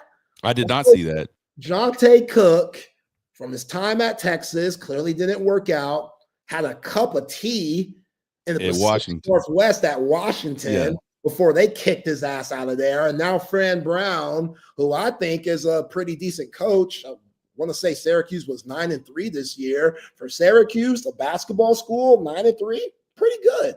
Yeah. Pretty good for them. Really good for them. Horrible for Texas. For Syracuse, that's a good season. Right. Jonte Cook is there. You think about all the chances that dude has been given because of the talent. Yeah. Has he learned from his mistakes? To be determined. Yeah. We'll see. Fran Brown thinks he has, or at least Fran Brown's maybe desperate enough to bring him in. And he's willing to roll the dice, right? Like third time's a charm, right? Yeah, third time's a charm. Let's see what you're made of. You were a former 4 or 5-star player. Let's see if we could. Yeah, there's no doubt that if Jonte Cook lands somewhere and can get his shit straight, he's a, and it doesn't matter which school he's at when this happens. He will be a game changer for that team. He's that good. Yeah. He just, for whatever reason, has some stuff going on. We all got stuff going on. The only thing I didn't like about that whole Jonte Cook, sometimes stuff just doesn't work out. But when he took to Twitter, I'm not a fan of that, man. Texas gave you an opportunity, and you can't trash on the school that gave you an opportunity just because you couldn't make it work. And again, I keep saying this, man. This is like simple rules. Show up, practice hard, go to school, do what the coaches tell you, stay out of trouble, big trouble. Like these they're kids, right? They're getting in some trouble. We know this, but stay out of the big trouble. Stay out of the news. That's basically the 5 rules, like high level to not get kicked out of someplace. That's not that hard. Shouldn't be. Yeah, but for some guys, man, all that freedom, that's why you always hear these stories about, these former coaches having basically a mole when it comes to their roster, and they have to let that mole know, like, hey, make sure so-and-so don't get into any shit tonight. Yep. Like, make sure they're at practice tomorrow, which that shouldn't necessarily be a thing. Like, these are all grown men and women. Like, both sides, you could get in trouble, but you should be able to check yourself. And now the business it's become too. I mean, it's a business now. Like there's 15 years ago, student athlete, sure, you want to do well because you want to play and you want to have that opportunity to move on. But the stakes for these kids today, so much higher. How much money has Jonte Cook cost himself by going from Texas to Washington to Syracuse? He could have rode the bench at Texas for 4 years and got paid more money than he's ever going to make at Syracuse. Good point. So I mean, they have a lot more to think about. And I think that probably adds to all those things you were talking about, Zay. Just sort of the pressure and it's just a lot. I mean, it is a lot. My son is 19 years old. He'll turn 20 this September. He wouldn't be ready for all that stuff. Right. And you talk about doing dumb stuff. I tell my wife all the time, I was like a shred away from being dead like 50 times when I was in high school. 50 times? Just from doing dumb stuff that I look back on, I go, damn, like I'm really lucky to even be sitting here right now having this conversation with you. Yeah. Hey, we do it. We're males. We're stupid anyway. And when we're that young, we're real stupid. We're so stupid, man. That's why when I see stuff like Nick Brooks come up, I'm like, man, I can't even get after the young man. Like you just said, I've done some dumb shit too that I regret, that I know my parents definitely be ashamed if they knew. Thankfully enough, they don't. And nobody needs to know certain things that you've done. If it gets to that point, well, hopefully you get the help. But it's never gotten to that point with me, but it was still stupid. And I've learned from that, and I've never put myself in those situations ever again. And hopefully Nick Brooks, he can learn from this stuff. Hopefully Jonte Cook can learn from these things too, because I want Jonte to succeed. It will hurt to see. It will really hurt to see him have a lot of success, but I want that. You know what I'm saying? I could be a hater, Sean. You know this, but that's not one of those situations where I'm trying to hate. Like, I want Jonte Cook to go out in Syracuse and be first team all ACC next year. It will suck because everybody will be wondering, dang, what could have been? Right. But Texas just might not have been a good fit for him. But he had to, I don't know any of the details, but I just have to think it was just so cancerous with him. Between him and the coaching staff, and maybe even in the locker room, I heard. Now, I try. This is grain of salt. What I heard, like players were just kind of getting tired of it, and they're like, "Man, we gotta do something about this. This is not working out." The other thing, Zay, maybe it doesn't work out the first time, but you've got the transfer portal. What if he does go out to Washington and has a good season, and by all accounts is in line following the rules? There could have been a doorway to come back possibly, but that bridge is burned now. If you get bounced in the middle of the season, you did something really bad, really wrong that the staff is just not going to tolerate, right? Yeah, there was rumors that he was like going through his own teammates' lockers and stuff. Like I actually haven't heard that one, but the point is, like, a lot of people were like, "Oh, what's going on with Jonte? We got to have him. We need him." I'm like, dude, he must have done something pretty egregious for Steve Sarkisian to just say, "Get out. I can't have you here. Like, you're messing stuff up." I think he actually got in trouble with the laws too in Dallas, like where he was stealing something and got arrested. He did right after. So he left here. He went to Washington, transferred to Washington that weekend, and they booted him. He got in trouble like a couple weeks later at home. Yeah. Yeah. And so unfortunate, I don't want to bash the kid at all. That's not what I'm trying to say. It's just nuts, man, that some of these guys can't see the forest through the trees and just go, man, I got it made. All I got to do is just show up and work hard. Right. Because you've already got the God-given talent, or you wouldn't be where you're at. Yeah. And again, all you can do is speculate all the reasons why it didn't work out here at Texas. Like, I'm sure the Ryan Wingo situation, he didn't like that very much because Ryan Wingo, he did not. which, hey, work harder. He didn't like it probably when they went into the portal and brought in all the guys they brought in to compete. Yeah, but like if you're not ready yet, right? If you're not seeing eye to eye with what Steve Sarkisian's vision and what he has for you, or Chris Jackson, the wide receiver coach, their vision for you, if they're seeing something in you and you're not seeing that, and there's conflict because of that, of course you're going to be disgruntled. And not every coach is right, but I like to think that Steve Sarkisian has a really good track record. He's right most of the time. He's right most of the time. Like on these other decisions and playing DeAndre Moore, bringing Adonai Mitchell in. You fast forward to the next season, you bring in Matthew Golden. Look at Matthew Golden now. Number one draft or top first round draft pick. First round draft pick going to Green Bay, just like that. Adonai Mitchell went high. Xavier Worthy went high. So I would want to buy into that. Like, oh, these guys are thriving and succeeding. Why not me? You know, if they're saying that, okay, Ryan Wingo, right now, even though he's new and he's a freshman, he does have a step ahead of you because he's doing all the things we're asking for him, and he has a lot of God-given talent. You have God-given talent too, but are you doing everything that we ask of you? And you're right. He went on Twitter and he was bashing the Horns and he was bashing the coaching staff and he was bashing Quinn and stuff. And it's like, dude, that's toxic. That's weak in the locker room. It's very weak, man. Like it's weak. And hey, best of wishes to Jonte. Yeah. New York playing for Syracuse. I hope he gets it straight. I do. I hope he gets it straight. You know what I'm saying? Maybe Fran Brown could relate to him in a way that he hasn't been related to ever before to get the best out of him. And he could go on to have an NFL career and be set for life that way. But yeah, he definitely has been through some bumps in the road, and we'll see how it works out for him. But all right, Sean, talk about this draft class for Texas. 12 guys drafted. Chip and I, we've been talking about it all week. Most guys drafted in the last 2 years for this Texas Longhorn program.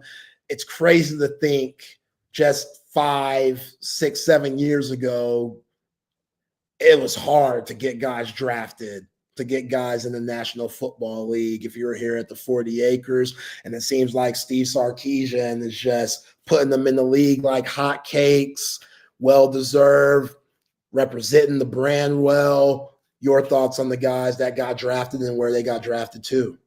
Yeah, I think, obviously a guy like Matthew Golden winding up at Green Bay, I think that's big for him.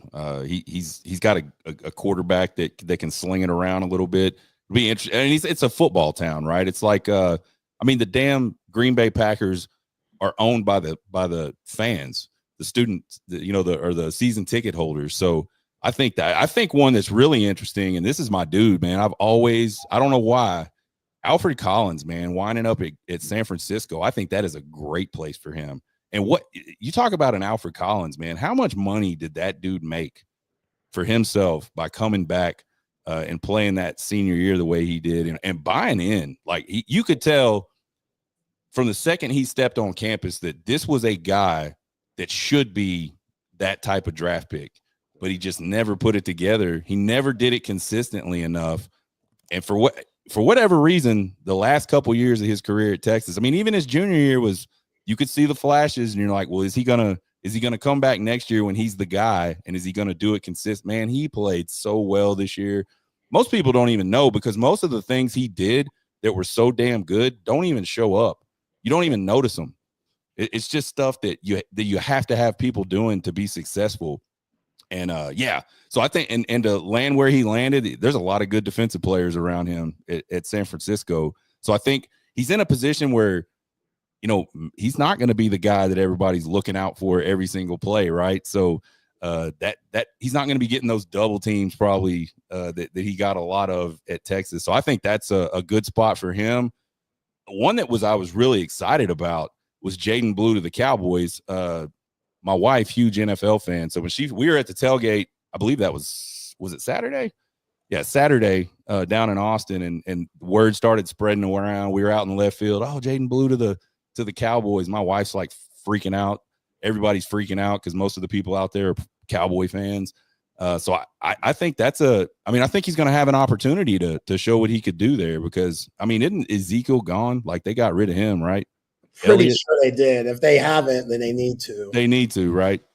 So I think he's going to have an opportunity to get in there and he's going to have a legit opportunity to get a lot of playing time as a rookie. And to get drafted as low as he did and have that happen is kind of rare. The other thing for him, like he ran himself into the draft with his pro day. And I think that's awesome. You know, he went to the combine, said, I'm running 4.2. He didn't. Then it comes out he was hurt, but then he goes back to work and gets himself back in shape to run and rips off a couple really good times. So I think that's awesome. A couple that, man, the one that really is strange to me is the Cam Williams one. You know, going down the stretch last year, there was a lot of people saying he was going to be a first rounder, you know, and I don't even know who these people are, but you just kept seeing Cam Williams playing himself into a possible first round draft pick. And I'm like, what? And not to say that he's not good, but that's like a tall thing to say, right? Like a tall order to live up to, a first round draft pick. And I just, you know, I'm not an expert, so don't take this the wrong way, anybody. I just didn't see it. I was like, he's good. You can see that he's got that type of potential, but I don't feel like he's doing like first round draft pick things right now today. And so that one was really odd to me. And then to see him fall as far as he did, you got to think he just was getting some bad advice somewhere almost. I don't know how all that stuff works. We obviously saw, you know, the Shadur Sanders deal where everybody was like pretty convinced he was going to be a really high first round draft pick. And then he just kept sliding and sliding. And the talk is the interviews and just the way he carried himself. Some of those types of things is what pulled him down. So was that the case with Cam Williams, or did he just get some bad advice from an agent or an advisor? I don't know. Yeah, Chip always talked about how he didn't like school very much, which I can't stand that. Yeah. I don't get that. It's because, again, you don't get that. I don't get like that. The actual school part. I mean, again, school's not fun, but if I know I'm only here for one more year, if I know I can see that, tutoring, the finest tutors, right? Great school, they're going to help you. It's very hard to fail as an athlete. Really, you just got to show up and be willing to do the work. If you can't even do that, then we got some more problems here. And I'm sure that didn't help his draft stock either. Because if I'm a GM and I'm hearing that a lot of the reason why he's entering the draft is because he didn't like school. Yeah. I'm like, dude, there's a lot of things that school will help you with once you get to the NFL. When it comes to the game plan, watching film, time management. Time management. Organization. Exactly. That's what it's not just to help you in your business life afterwards or whatever you want to do as a profession. Like, this also helps you as an athlete too, if you're blessed enough to become a professional athlete. So hearing that he didn't like school, that always just, my skin crawls, because it's like, dude, you're at freaking Texas as a big time athlete. Like, you only have to take 12 hours a semester. We're not saying go take 25 hours where you have night classes and shit. No one's saying that, Cam Williams. Like, school shouldn't be a reason why you're going to the NFL. It should be because I agree with that 100%. And again, that's just a little bit of a speculation. Like, that's what Chip heard and stuff. Who knows how much of that is true? A lot of things that Chip does say is a very credible source here. So I'm going to take that and I'm going to run with it. But he led the nation in penalties. So that's a red flag. You're going against college guys. So how do I expect you to stop TJ freaking Watt if you're out here struggling with a guy from Kentucky? You know what I'm saying? Yeah. No, I always thought it was strange. As soon as all that talk came up, and it was interesting because totally off the radar. There wasn't a single person on the planet that was saying, man, I think Cam Williams might leave Texas early to enter the draft. But then some point halfway through the season, last quarter of the season, it all starts blowing up, and I'm just like, for real? Like, this seems nuts to me. Like, I kept seeing it over and over, and I'm like, I just don't get that. And I think, going back to your school point, it's probably just one of those things you don't talk about a lot. Like, it's like an unspoken thing. Like, a lot of these guys just don't like going to school. Like, they'd rather just play sports, but you don't want to be putting it out there that I just like school. It's kind of like the whole T-Sweat deal last year, where all the word came out about how he wasn't serious sometimes. And earlier in his career, he just really wanted to party and just enjoy his life and enjoy being a college football player. There was a lot of questions about that during the NFL draft. So every little thing these guys do and say, those guys are digging into that stuff, because it's gotten to the point now where there's so many good, like, physical players. There's so many guys that have all these physical attributes. It really boils down to, am I finding the right fit for my organization? And a lot of people really key in on that type of stuff. Yeah. Jaylen Brown, NBA champion for the Boston Celtics. He was this past year's finals MVP.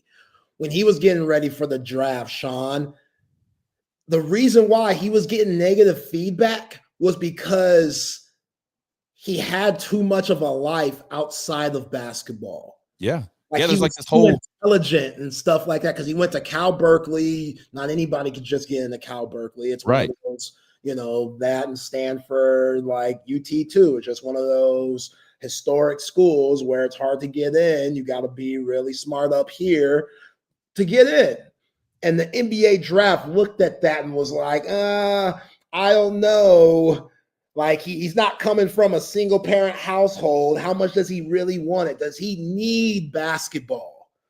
And they're like, really? Like, this dude can hoop. This dude could play. And the fact that he has a life outside of the game, we're going to penalize him for that?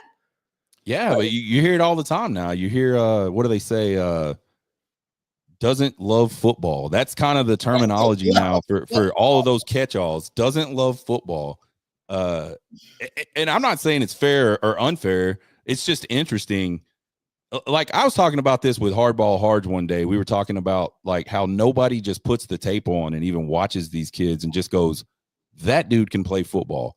I don't care how tall he is. I don't care how high he can jump. I don't care how fast he is. When he puts pads on, that dude can play football, and he just makes play after play after play. They don't do that anymore. They're measuring fingers, and like, they're sitting there looking at these charts with all these weird measurements about things that don't necessarily translate directly to a football field, and they're making decisions based off of that. And the new one is he doesn't love football. Who's the kid that played at Florida State? Just an outstanding, like, all-American football player, but his whole career they were talking about he wanted to be a doctor. That was like his end state goal in life. I'm trying to remember his name. Somebody I'll probably put it in the chat, like, way after we're done talking about it. And I'm definitely going to go look it up. Is it Myron Rolle? Myron Rolle played at Florida State, I believe. Was he the guy that was I'm going to look it up right now. I'm almost positive he was the dude that played at Florida State. And he was, his whole life was like, I want to be a doctor. And the NFL didn't like that. Yeah, he's an American neurosurgeon now. Yeah. He got drafted by the Redskins, I believe. And it just didn't work out because he wanted to be a doctor. Oh, he was Pittsburgh Steelers, Tennessee Titans. So it looks like he got drafted by the Titans. Wow. And then he played for the Steelers. And then the league basically just spit him out because he didn't love football. He was one of the best players in college football while he was there. See, like, a part of me understands that, because there could be some things that are going on in your life that don't have to do with the game that could lead to the game becoming a distraction. Yeah, there's got to be a balance, right? Like, yeah. But I think I don't know. I mean, I guess I get it, man. Those guys they're about to invest a lot of money in somebody that they have to depend on to do well, or they lose their jobs. It's the ultimate cutthroat deal, So, yeah, but I think probably somebody that wants to be a doctor, maybe you don't. I mean, as long as I would talk to him about it. Like, well, what does this mean? Like, if I draft you and you come here, Are you going to leave tomorrow and say, I don't like running around anymore. I'm going to go to medical school? Yeah. You don't want that, obviously, but it is weird. And I love the catch-all of doesn't love football. That's a crazy thing. That's a crazy thing to say about somebody that's entering the draft process to prove that. That's all they've done is play football, basically, like their whole life. But doesn't love the game. There are some of them that you can tell they don't really love football. Some of these guys, it's a job to them, and it's probably been a job to them since they were in high school even. Like they're really good at it. They don't have to work hard at it to be really good at it. And so they show up and they don't do those things that I think when you get to the NFL, you kind of have to do. There's very few guys. There's not a lot of Bo Jacksons that could just show up and be good, right? Like when you get to that level, you have to put some effort into it to be really good. And I think that's kind of the line they're up against when they're evaluating these guys. Yeah, Orlando Pace, man. Dan Neal always tells a great story when he jumps on the show about Orlando Pace coming to the combine, looking at the line that everyone was in. First of all, he was late as shit, Sean. Yeah. Showing up to the combine, looking at everybody and say, yo, what y'all doing? They're like, we're waiting in line for this, that, and whatever. And Orlando Pace was like, I'm not doing this. I'm out of here. He was still selected as the number 1 overall pick in 97, and he still went on to have a Hall of Fame career. Oh, yeah. And get to the Hall of Fame. So, like, he's one of those dudes. One of those rare dudes that could do that. Yeah. So it's hard to tell. Like, I get it. If you're one of these GMs, front office guys that's trying to make a decision to better your ball club, I understand going the extreme route to figure that out, to do that, because your job is on the line, like you said. But yeah, as far as Cam Williams goes, I thought it was a no-brainer to come back. Yeah. Like, I don't know who was in his camp. Again, we talked to Dan Neal about it. Dan Neal, legendary Texas Longhorn, who played guard for the Horns back in the 90s. And Dan was like, he should come back. Kelvin Banks, gone. He needs to leave. Yeah, exactly. He's not going to prove anything else. Yeah. Cam Williams, not so much, bro. Like, come back, get another year under your belt. And to what my man Jack was asking here on, do these guys do they even have to go to class anymore? Not really. Like, a lot of these classes, especially after COVID and stuff, a lot of classes are online, especially for the football team. Like, it is a distraction to walk around campus and have people wanting to take selfies and wanting your attention. That could be a lot. So majority of these classes are online now. All you have to do is just participate. And I'm sure you can have a tutor over your shoulder when you're taking tests and stuff to help you through things, to make the process easier. Like, I hope Cam Williams, I hope it works out for him. I do too. Go to a team like the Philadelphia Eagles where he could thrive and have some success, because they know what to do there in Philly. They've done a good job of developing guys, but he's going to need a few years to really learn the NFL game, to tighten up some of these screws that he has with his game. And he should have done that here for Texas. I think Brandon Baker is going to be really good this year also, but I'm with you. That's the only guy that I think probably should have came back. Like, the whole Quinn Ewers thing, I thought Quinn did the right thing. I think it's just unfortunate that he fell that far. I think Quinn understands the big picture on his legacy here at Texas. He wants to always come back to the ATX. Who knows? Just like Colt, who's here living in Austin. All the teams that Colt McCoy played for in the NFL, he's not residing in those cities. Right. He came back to the ATX because he knows, and again, Colt's legacy and Quinn's legacy are different legacies, but still, that networking, those relationships that you built here, Quinn understood that. So him going to Miami or going wherever the hell was putting up that $8 million, that wasn't for him. He's a Texas boy. He wants that respect. He made his name here at Texas. It might not have gone the way that he wanted to, but he was still a really good quarterback for Steve Sarkisian and helped turn around this program along with Steve Sarkisian and the rest of those players that went to back-to-back semifinals in the college football playoff. That means something. Yeah. That means something. And you know, everybody talks about the money side. I mean, you see him getting beat up all over the internet about, man, he could have went somewhere and made $8 million almost anywhere. Okay. But how much money has he already made? It's got to be a pretty substantial figure. And I don't know what it is. It's in the millions. That's like around 6 million, apparently. Okay. So let's say it's 6 million. That's a lot of money. $6 million is a lot of money. Is it as much money as he could have got? No, but money isn't everything to everybody. Like I like money. Like I want to try to like if I'm trading my time for money, I want to maximize that, right? I think that's fair.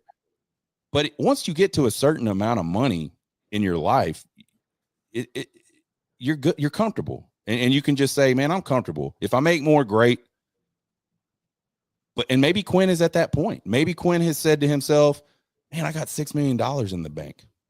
And I'm still going to get drafted.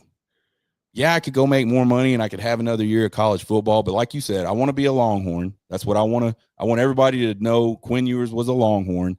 And I'm still going to get my shot in the NFL. And who knows? Maybe it works out better for him because I don't think there's a lot of pressure on Quinn at Miami. Yeah.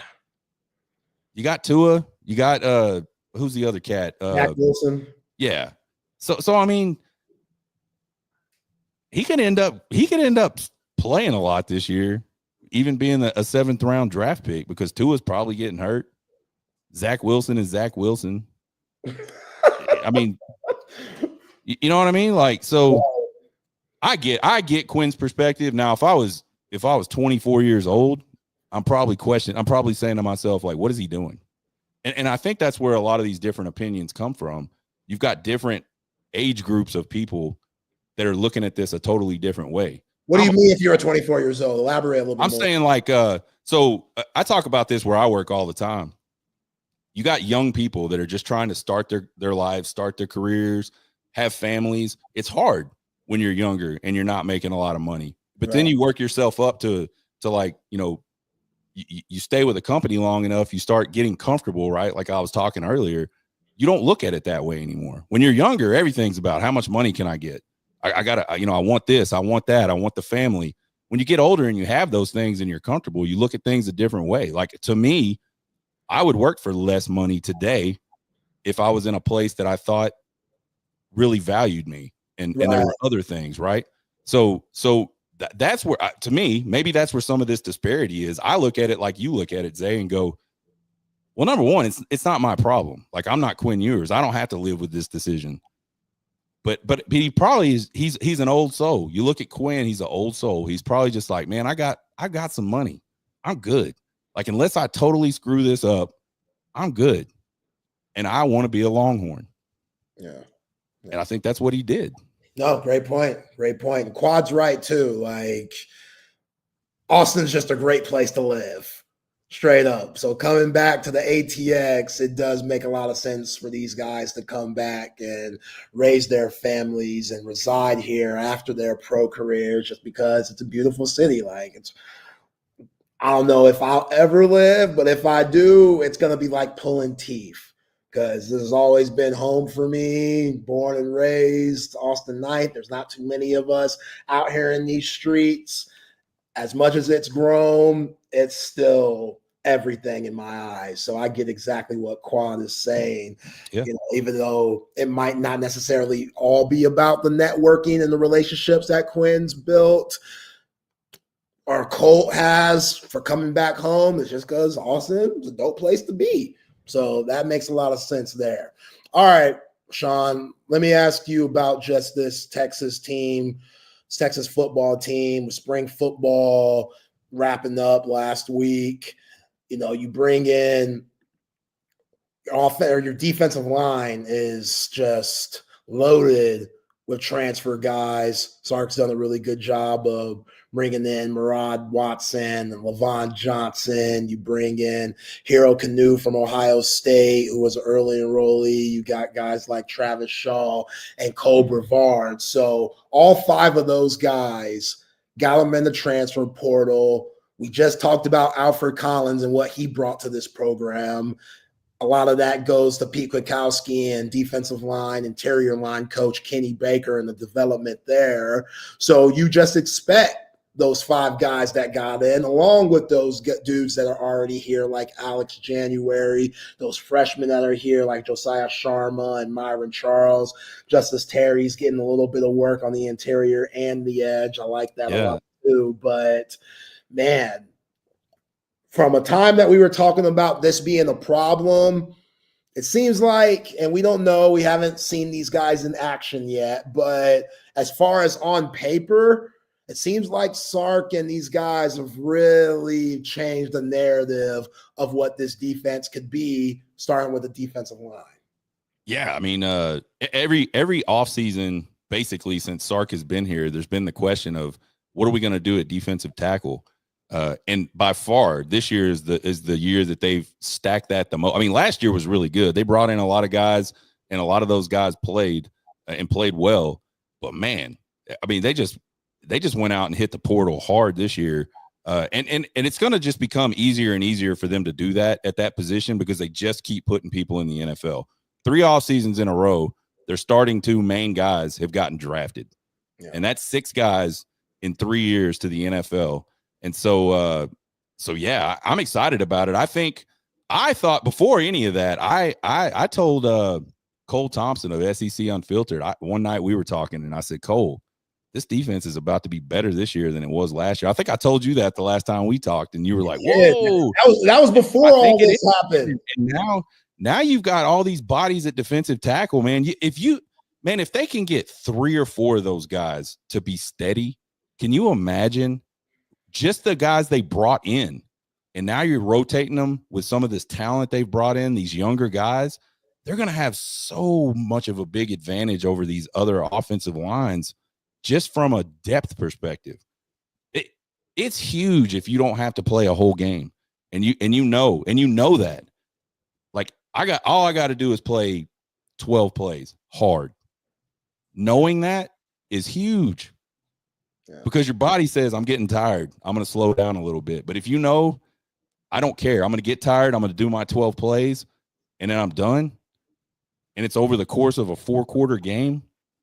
That is massive, man. I'm excited. I'm excited to see what they can do with all those bodies. And then I thought another big one was them going out and getting that tight end, Jack Indries. He's a dude that I never heard of Jack Indries. But then you start looking at his stats, man. He had a Gunnar Helm year last year out at Cal. So he's a guy that can play. So if he can block, which I don't know, and I got to be honest, I've been so closely following this baseball team this spring that I haven't seen a lot of the football stuff. But if that dude can be a plus blocker, that's another sort of thing for new quarterback Arch Manning to not have to worry about. Yeah, with a really new offense, 8 new starters are going to be on this offense, so that's huge.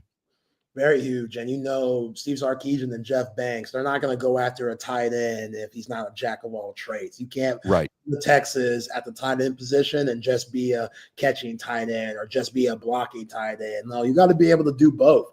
That's why it was very difficult with JT Sanders when he first got here because JT wasn't trying to block like that. Nope. Jeff Banks had to jump his bones multiple times to get him in the right mindset so he could be productive. And now he's out playing for the Carolina Panthers, and he had a really good season before he entered the draft. So is Jack Indries, Amari Niblack? I don't know. I'm still a little hurt from that, especially with where Amari Niblack went. But I'm going to tell you why Amari Niblack is not a tight end. He didn't want to block. And not only did he not want to block, it went negative.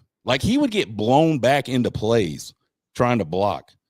And every time he came in, I was like, oh, shit.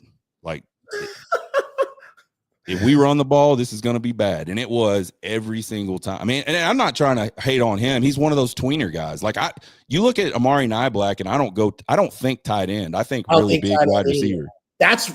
He has more of that kind of body. Yeah, he's a big, I mean, I don't know about his speed necessarily, compared to other wide receivers, but he does have that big body. And we saw it. We saw it when we were in Tuscaloosa. He ran across the middle, caught one, and just outran everybody for a touchdown. So he's got decent speed. Is it 4.2? Probably not. But there ain't a lot of big guys. There ain't a lot of guys that size that can run like that. But that's what it is, Jack. He cannot block, and probably just like you said with JT Sanders, just didn't want to block. Yeah, and I thought with him coming to Texas, they saw something in him to where maybe he'd be more motivated to block. Yeah. And I don't know what went south with that, but clearly him and Mike Elko's system or Colin Klein's system, whatever, he feels like he fits more. So, yeah, whenever a former Longhorn ends up being an Aggie, you never feel good about that. And No. I've seen that in both football and basketball. Football, Amari Niblack. Basketball, Jamie Vincent. Left Texas once Sean Miller got the job. Now he's going to be over there with Bucky McMillan down there at College Station. So, hey, we'll see with both of those guys. But, yeah, never like Longhorns leaving for A&M at all. All right. I want them all to stay, but I want them to stay the right way, right? Like they got to do what they got to do to stay. Yeah, exactly. All right, let's get to the right call. Before that, though, shout out to Leaf Landscape Supply, full-service wholesale and retail plant nursery and landscape supplier here in the ATX. Go visit both of their locations. If you're up north, off of Palm Springs Road. If you're down south, off 290 in Monterey Oaks. Whether it's trendy house plants, a collection of specialty plants, rare plants, Leaf Landscape Supply is your one-stop shop for everything you need. So when you go in, let them know Texas Sports Unfiltered puts you on, and you get 10% off of your next purchase. It has to be in store, though. Go check out their website, too, at leaflandscapesupply.com for everything that they have to offer. 10% off at Leaf Landscape Supply if you make a purchase and you mention your boys, Collier, and the crew at TSU. All right, Sean, just a couple of NBA nuggets before we get out of here these next few minutes and the open gym guys jump on. First off, LeBron James ended up having a grade 2 MCL sprain in the last game. So he wouldn't have been available if the Lakers were to win and spread that series out for a couple of more games. That was interesting. Last night, we saw a game 6 that's going to turn into a game 7 tomorrow night with the Clippers and the Nuggets. Hell of a game, hell of a series. I don't know. I feel like I picked Nuggets in 7. I'm going to have to hear from Chip, who writes it on his sticky notes, but that feels right. I don't know for sure, but hell of a series. 3 Hall of Famers, future Hall of Famers in this series, and Jokic, Kawhi Leonard, and James Harden. I mean, sometimes Jamal Murray has a good game. Sometimes Norman Powell has a good game. You just never know what you're going to get. But both of these teams are battling. Both of these teams are pretty even. Last night, James Harden, it was his night to shine. He thrived with 28 points. Kawhi's been solid with 27 last night.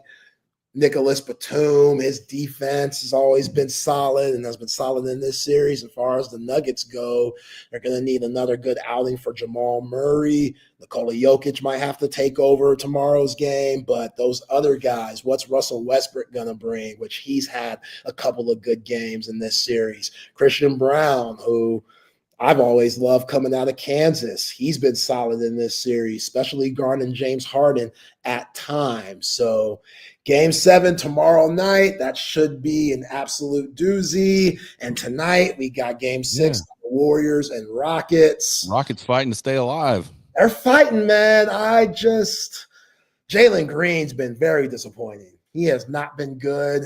He's been their leading scorer all season long, and kind of what we said early on, Sean, in the show, regular season and the playoffs, two completely different types of ball games. Like you got to play a certain way in the playoffs to really succeed, and I don't think it's clicked with Jalen Green yet. And some of it's not his fault. This is his first time ever being in the playoffs. So if you're accustomed to the regular season and how the refs call it and the lack of physicality there, then you're going to struggle once the postseason comes around. So the Warriors, they know it. They got titles under their belt.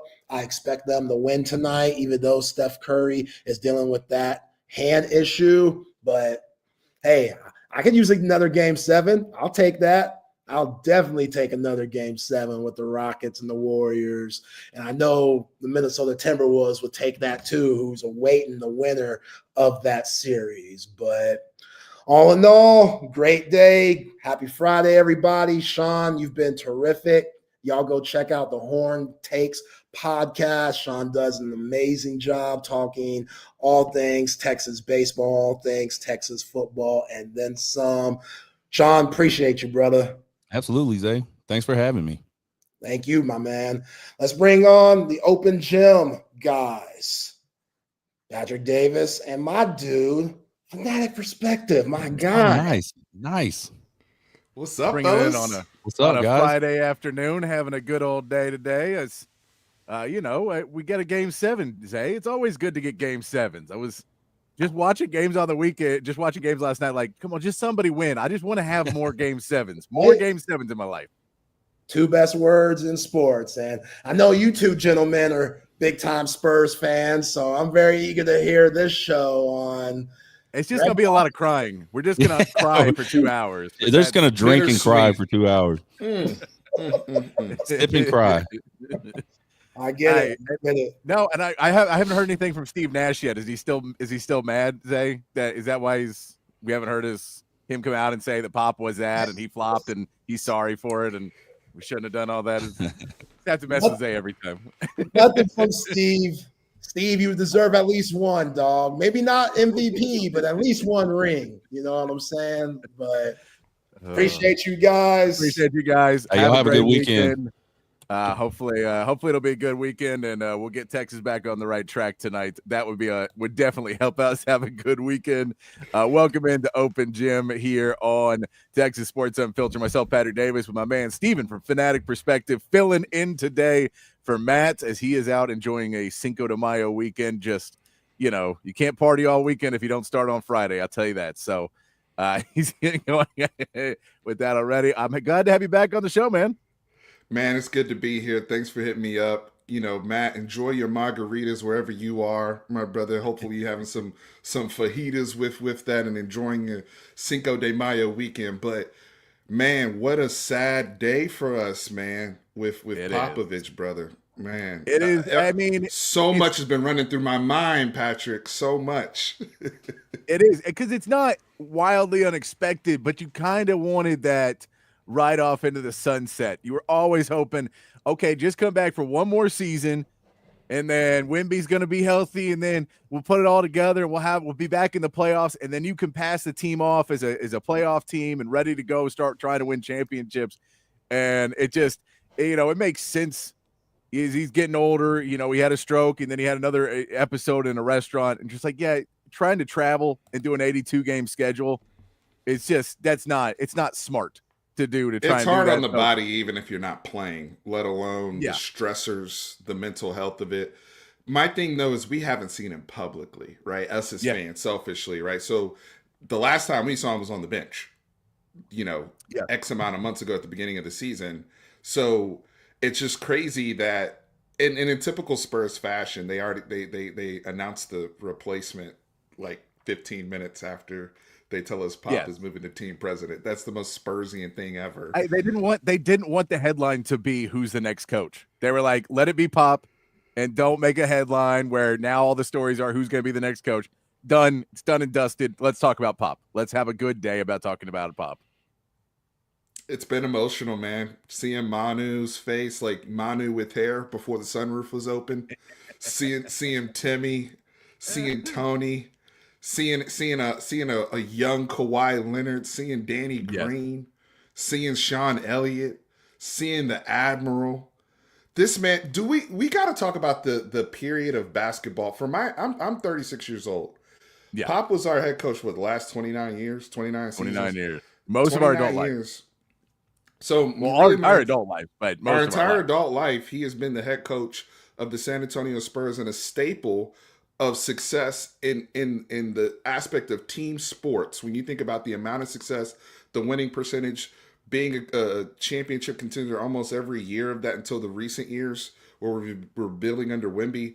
But you think about the periods of basketball, right? We went from the late 90s post Jordan Pop, right? Pop with the Twin Towers, post Jordan Spurs. We win immediately with Tim. We transition to the rivalry with Kobe and Shaq, right? Into, as Zay just talked about, the 7 seconds or less Phoenix Suns. And that also coincides with the muck-up period of basketball with the Detroit Pistons. Into the LeBron Miami era. Into the Steph Golden State Warriors era. Like, that feels like it scales. It does it. It's 30 years of basketball, Patrick. Yeah. No, and I mean, it's crazy to think that all those years ago that the Spurs almost fired him and hired Doc Rivers. Like, that's still the craziest, that he was a road trip that if he lost, they were ready to hire a young Doc Rivers to come in and coach the team. And you just think about the catastrophic difference in our lives. If that happens, if they lose that the Heat game, was on. He bet on himself back then. He bet on himself. He made himself the coach. I'll say there's a great series that the Spurs did for their 50th anniversary or whatever it was of 50th, 75th or whatever. What the Ring of the Row is a series they did on YouTube, and it's like 50 different episodes of all this stuff about the Spurs, and it's really cool. But they talk about how he even got the job because he'd been brought in by Larry Brown when Larry Brown took the job. Larry Brown had brought him up when Larry Brown was at Kansas and had basically found Pop, and he was coaching at a D3 school, and he was like, take a year to come up and coach with me, and you'll learn a lot, and then you can go back. And Pop was like, I'm just going to coach D3 basketball forever. I enjoy this. The paycheck's good enough. I don't need an extravagant life. That's what he was going to do. For the love of the game. The love of the game. And so he was going to do that. Larry Brown then takes him to Kansas, and then Larry Brown gets a Spurs job, leaves Kansas to go to San Antonio, and takes Pop and R.C. Buford with him. And those guys are still part of the team, but Pop's there as an assistant, and then Larry Brown's gone. He's gone. He goes off, and he's in Golden State, I believe. And the Spurs at the time, Red McCombs had sold the team, but he had sold the team where he didn't want to sell it. He basically allowed San Antonio to put a bid together as a city to keep the team, and it was a bunch of the companies there, and the head of USAA was really big in San Antonio. He basically ran the team, and he knew Pop from Air Force Academy. So that was the reason Pop got the job. Was he probably wasn't the most qualified or best, but that's how he got the GM job back in the day, was that he knew a guy from the Air Force Academy that was like, this guy loved basketball. He's a smart guy. And they brought him in. And the story from that point on is so crazy about what he's been able to do, his impact in the community, his impact in civil rights, and just trying to be a different voice and really kind of changing the landscape of what coaches can say and do in press conferences. He changed a lot of that because others didn't have the balls. He's one of the most important men in NBA history. He really is. You cannot tell the story of the NBA without Greg Popovich when it comes to a lot of the tactics that are used today, whether people like them or not. When it comes to being, like you said, I'm so glad you brought up the civil rights aspect and him always being outspoken, always for the militaristic element and the discipline that he's always brought to the table. He has always been pro player, whether it's physically, whether it's on and off the court. He has always been pro player. You see, nobody has the way that he gets hugs and the relationships and the daps, former players. Right? Yeah. Guys that played for him 10, 15 years ago. When they see Pop, it's love. It's always love. When they talk about the stories of Pop, if you get caught with him out in public, he will pay for your meal. If you're a former player or a current player. There's stories about players that would try and find out where he was because they knew he would pay for their meal. And so there were certain players that would try and figure out where he was at so that they could go get a free meal. And he'd still do it because that was who Pop was, or Pop is, we should say. He's not passed away. He's just not. No, yeah. He's back kind of to the front office, right? Team president. Yeah. I look at this, and I don't know how you feel about this, but with Mitch Johnson being named the head coach, who was our interim coach this past season when Pop went down, I look at this as kind of like the Pat Riley, Eric Spoelstra type relationship potentially, or kind of, hey, his blessing. From my understanding, I don't know what you've heard, but it sounded like Wemby also signed off on Mitch Johnson as well. And the organization just seems to be in alignment, regardless of how you feel about Mitch Johnson. I know I have some thoughts, but it's just interesting that you have the Pat Riley.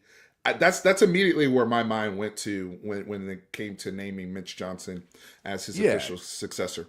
I agree. I think it was, this is a guy that I'm sure there was parts of them working lockstep to this year. And, how are you going to take a team that we've worked together to build and then I disappeared, but you have to be part of it. And then we'll have conversations, but we can't go too far into it and all of that and what he's been able to do. And then, to have the team have his back. And I think it was you don't want to rock the boat. And I know we're in an age of everybody wants the big hire and everybody wants this will be the last piece and that'll make a difference. But when we looked at the names, like I think Becky Hammon's going to be a good NBA coach one day, but to throw her in that situation is not really fair. And for Mitch Johnson, he's already there. You're not rocking the boat. It's kind of keeping status quo. It's everything's good. But anyone you put into that situation, if they're a big name, they're set up to fail. Because if you coach for 15 years and win 4 NBA championships, you weren't able to beat Pop. Like you really, and I mean, the reality is if you go the next 5-6 years and you don't, you're in the playoffs, but you can't make a run, are you still going to be the coach? I know the Spurs have stuck by guys, but that's kind of because Pop was a different breed. And, if Pop doesn't win the 99 championship, we don't know if he's there for 03. Right. And, if he doesn't, keep winning those, he definitely doesn't stay. But by the time he's won all of those, he can get to 14, 15, and you can get into those championship year, the years in the NBA finals again. So there's reasons why he was able to stay. Do you think the expectation is any different if Victor Wembanyama is not a member of this franchise? Oh, 100%. Yeah, I think if he's not, because then you're working into, because at that point you're still trying to rebuild or find what your next person is, or, I think if you don't already have the answer, because at that point you're not trading for De'Aaron Fox either. Exactly. And then you have Michelle, Keldon Johnson, and Jeremy Sohan, and a bunch of okay players that, you're competing in the Utah division now. You're in that world. So you don't want to be in that world, and that's why you have Wemby. So, but he is. You want to keep your stars happy. If Wemby is on board with Mitch Johnson, I think that there could have been pieces of Chris Paul maybe testing those waters with having him on the team this year. I know Chris Paul wants to keep playing, so he wasn't ready to move over into that position. Becky Hammon's in the WNBA. It's a really hard move to put her in and institute her back over there. But and then the other names, you're like, are you going to go get Bill Self? Is that such an upgrade over what Mitch Johnson's going to do when they have to change up everything that they've been doing? And that's another person with health problems. That's another, you know what I mean? Like I had Buddy hit me up and say, well, let's take a look at, let's hit up Dan Hurley at UConn. And I'm like, the organization, temperament matters too. And Dan Hurley obviously is a great coach, back-to-back national champion, but that temperament he has there, he might be wound a little too tight for 82 game NBA season. Like, I don't know how that would, and it's crazy is Pop. That's the beauty of Popovich though, right? Is he was so adaptive as a coach over time. All those eras I named were different eras of styles of basketball. Yeah. That he consistently shifted the Spurs alongside Tim Duncan. Tim Duncan was a big part of this as well. I don't want to shortchange that. But he was always able to adapt our organization wherever we needed when he had the top tier talent. And now that we have Victor Wembanyama here, another top tier generational talent, people want to know that he's going to be in the right hands and the Spurs are going to do the right thing. And I think everybody knows that the Spurs are one of the better organizations to have somebody like that with. It's just now Mitch having the keys to this with these draft picks, what does San Antonio decide to do? A lot of rumors about a Giannis Antetokounmpo, a Kevin Durant, right? Like, how are they going to supplement this roster to make them contenders? Can Mitch Johnson handle all that? And the other thing with Coach Becky, I love Coach Becky. I think timing matters too, Patrick. I think if this had happened, if Pop has a stroke, let's say a year removed when she first went to Las Vegas, to coach that team before she ended up winning the WNBA championship, I think maybe freshly removed from the NBA, she's more susceptible to pop back in. She's now a few years removed from being a part of the organization. Things have changed a little bit, right? So they have, all these things and it's also, and I mean, and you also got to throw in for her, I think Pop wants her to write her own story. And so there is a bit of it to where if it all does work out, and you're right, if the timing of it does work out, where she's been with the Vegas Aces for a while and now maybe she's ready to move on from that, and maybe the Spurs are moving on from Mitch Johnson or whatever, situation happens, then you could see it happen. But I think right now it's not necessarily the case. And we're seeing a lot more teams not want to go out and get the boisterous coach anymore. We just saw the Grizzlies just promote their interim coach. We saw Sacramento promote their interim coach. Like, a lot of people are just like, hey, the players like you. Cool. That's what we want now. We got rid of Mike Malone in Denver because the players didn't like him anymore. We want our players to be happy. We're paying them $80 million in a couple years. Our star players are going to make 60, 70, $80 million for a max player. You're going to make 7. Guess which one's more important to me right now? And so if that person doesn't like you, you're out. And so Wemby's going to be one of those guys who in 5-6 years, you'll be making $60, $70 million. He could very well be the first $100 million player. If he stays healthy, 100%. he could be in that conversation. Maybe it'll be Luka because he's just got so many awards. But when you get awards young and you come in the league young and you get those awards, you're going to be so fast-tracked in today's CBA to get that huge, huge money. And it's, and then people, the TV rights keep going up. I mean, that'll at some point probably take some sort of a bath for everybody because it seems like that's not possible, but who knows where we keep going. CB says, I always thought Becky Hammon would take over for him. I thought too at that time that made more sense, but the timing of it just kind of passed, and it would have been a retread then. And for her to go, okay, we're going to be the first head coach, but you're doing it because of Pop's health. And it's this weird kind of thing. And I think her being able to go and follow her own path is what she's going to be able to do. The one I'm curious is I think if she follows another really legendary coach, Miami could be a place where she ends up, depending on if Pat Riley stays there or not.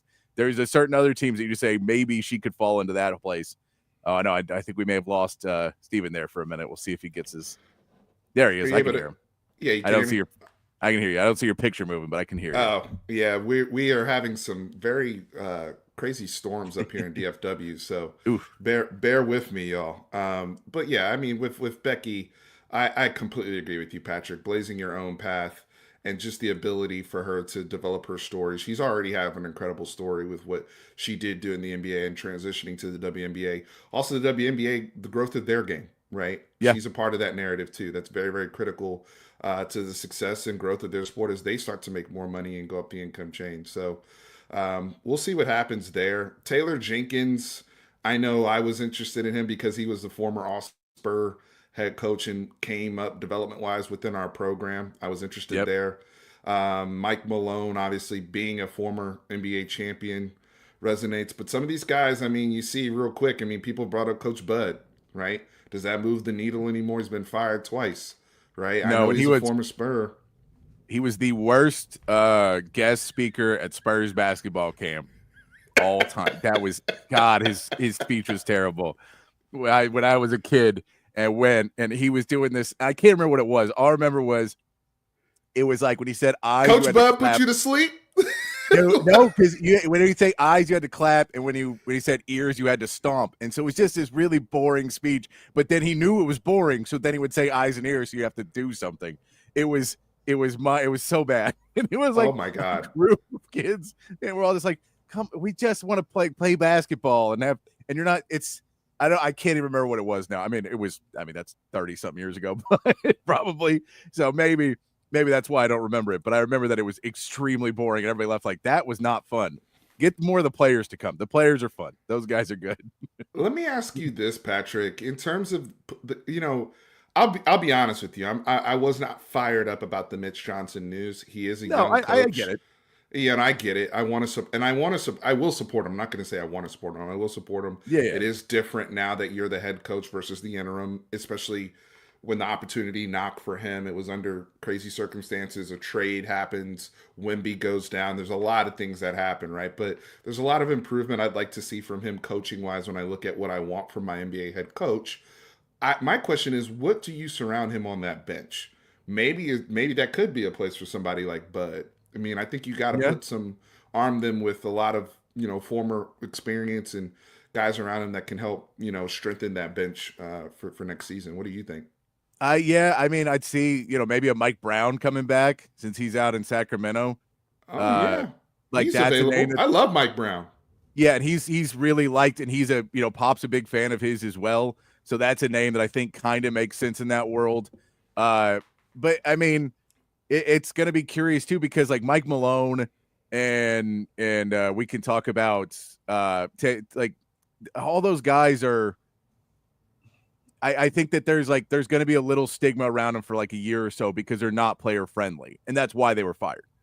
Was because they were being too hard on the players, and that is not what they want in the league anymore, or a lot of owners don't. And so I don't know if you'd necessarily go that way right away, and maybe those guys don't want to come back as an assistant right away. You may get some more veteran guys in there. You may try and but I think Mike Brown would probably be my first shout of a guy that has ties to the Spurs, could enjoy coming back for a year and just being like, no, I'll be a part of this. He's usually a player favorite as well. So that would be my shout of who I would guess would be like the veteran coach.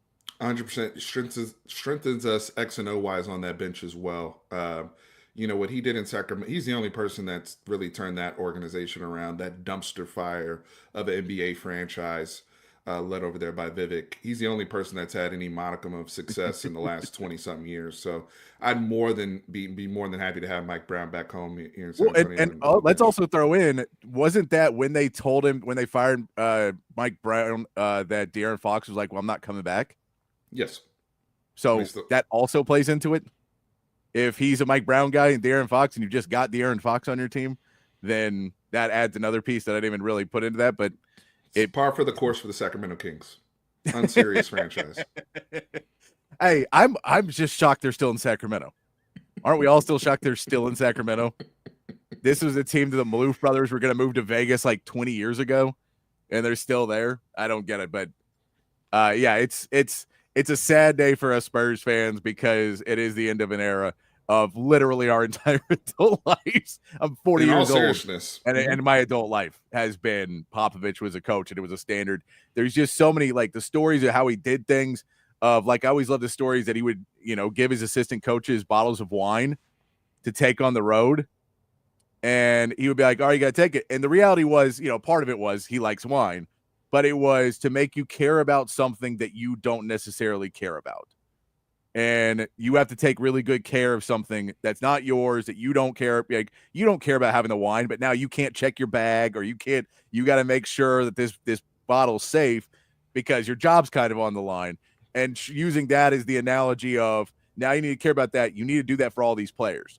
When they have issues at their home, or when they have things that are really important to them, I know it may seem stupid because they're 22, 23-year-old kids to you, but it matters because if they get turned off to you, they're not going to be listening to you when you're telling them, when you're trying to teach them post moves, and when you're trying to teach them how to slide their feet better, or a new defense or anything else. They're going to zone you out because they're like, man, this guy don't care about me. He's just going through the motions. And so stuff like that Pop was just so ahead of his time, and still, I mean, just really smart about doing the, like, he would always have tables at team dinners. He never wanted to have like the big table. His concept was tables over 6 people. It then breaks into where you can have separate conversations at the table. But if it's 6 people or less, then everyone's involved in the conversation. It's one conversation.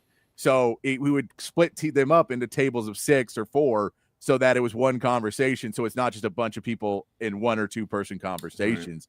Right. So like just stuff like that is kind of outside the game of basketball, but why the Spurs organization is what they are, why players speak so highly of it, or if you're Steven Jackson, hate it.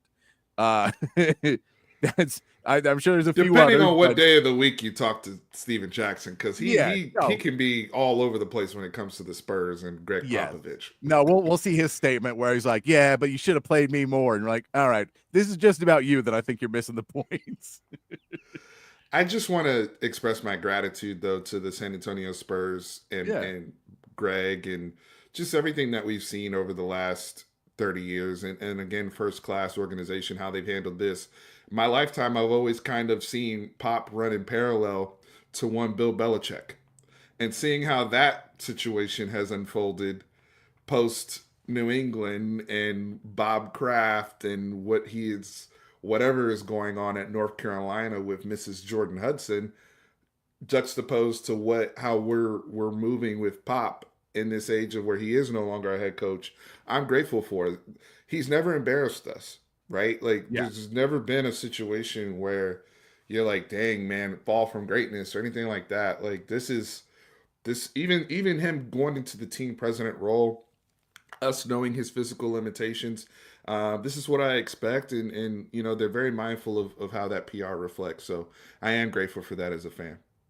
Yeah. I mean, to allow them, what Peter Holt allowed them to do for so many years, and then pass it down. The kids have done a good enough job of keeping it up. And then, I know I don't live in the city, so the taxes are going to be different for me. But if they're able to build that gigantic new place downtown and keep the Spurs in San Antonio, it'll be really, really awesome. And that he is a huge, huge part of that, because small market teams like San Antonio, there's been multiple times that they've almost moved out of that city. And having somebody that's so tied to the city and have somebody that, keeps pursuing excellence, and even when the team's bad, you still have faith because it's Greg Popovich. Like, that's a huge thing to keep that team not being, the Seattle Spurs or some other team like that where they move around and they take our team. I know it's been discussed. I mean, there was also people that said they were going to be the Austin Spurs. I'm like, I don't think that's going to happen, guys. But I think they're leveraging Austin the way they should be. Yeah. And Mexico the way they should be, right? But I think they're doing it very tactfully and smart. There's nothing wrong with gaining market share, but the team shouldn't be going anywhere. And I think with the facility they're building downtown and then just recently hosting the Final Four, it's a good sign of where San Antonio's headed.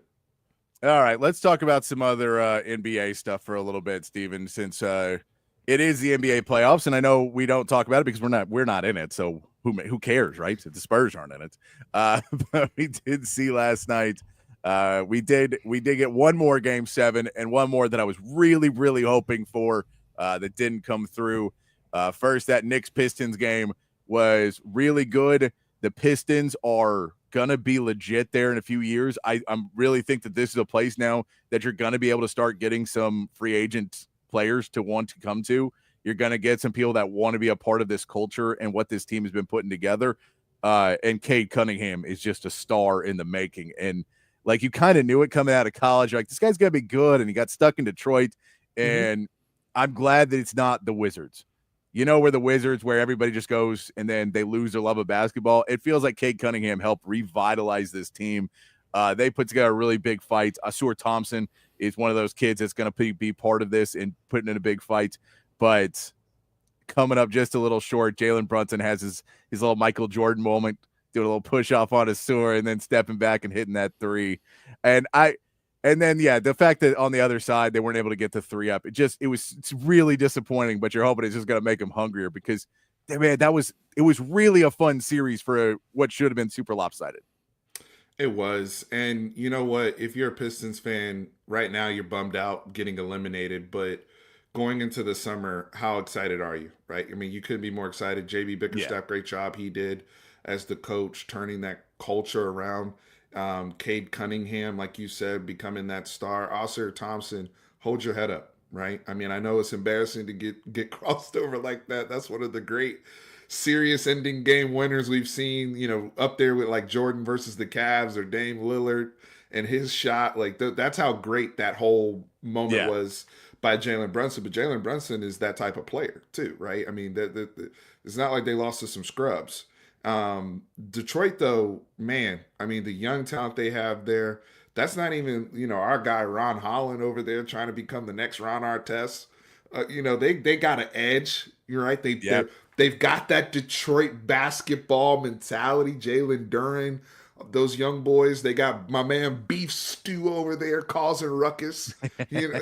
So they have that persona of Detroit basketball, but they got a guy in Cade, right? That's the thing.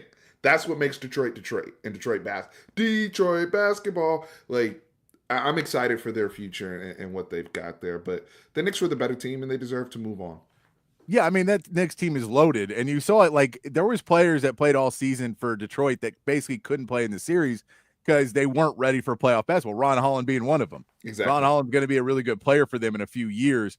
So they've got guys that are ready to be next, and they'll keep adding some more guys that are ready to be in that next run because Toby Harris isn't going to be there forever, and Schroeder won't be there forever. But you'll have some of those next guys stepping up to take over. I'm excited for that. The Knicks get a pass to go get annihilated by the Celtics. I don't think it's going to be much of a series, really, because you go through this knockdown, drag out fight with the Pistons for 6 games, and then walk into a Celtics series with a rested team that just plays really good, fundamental, sound basketball.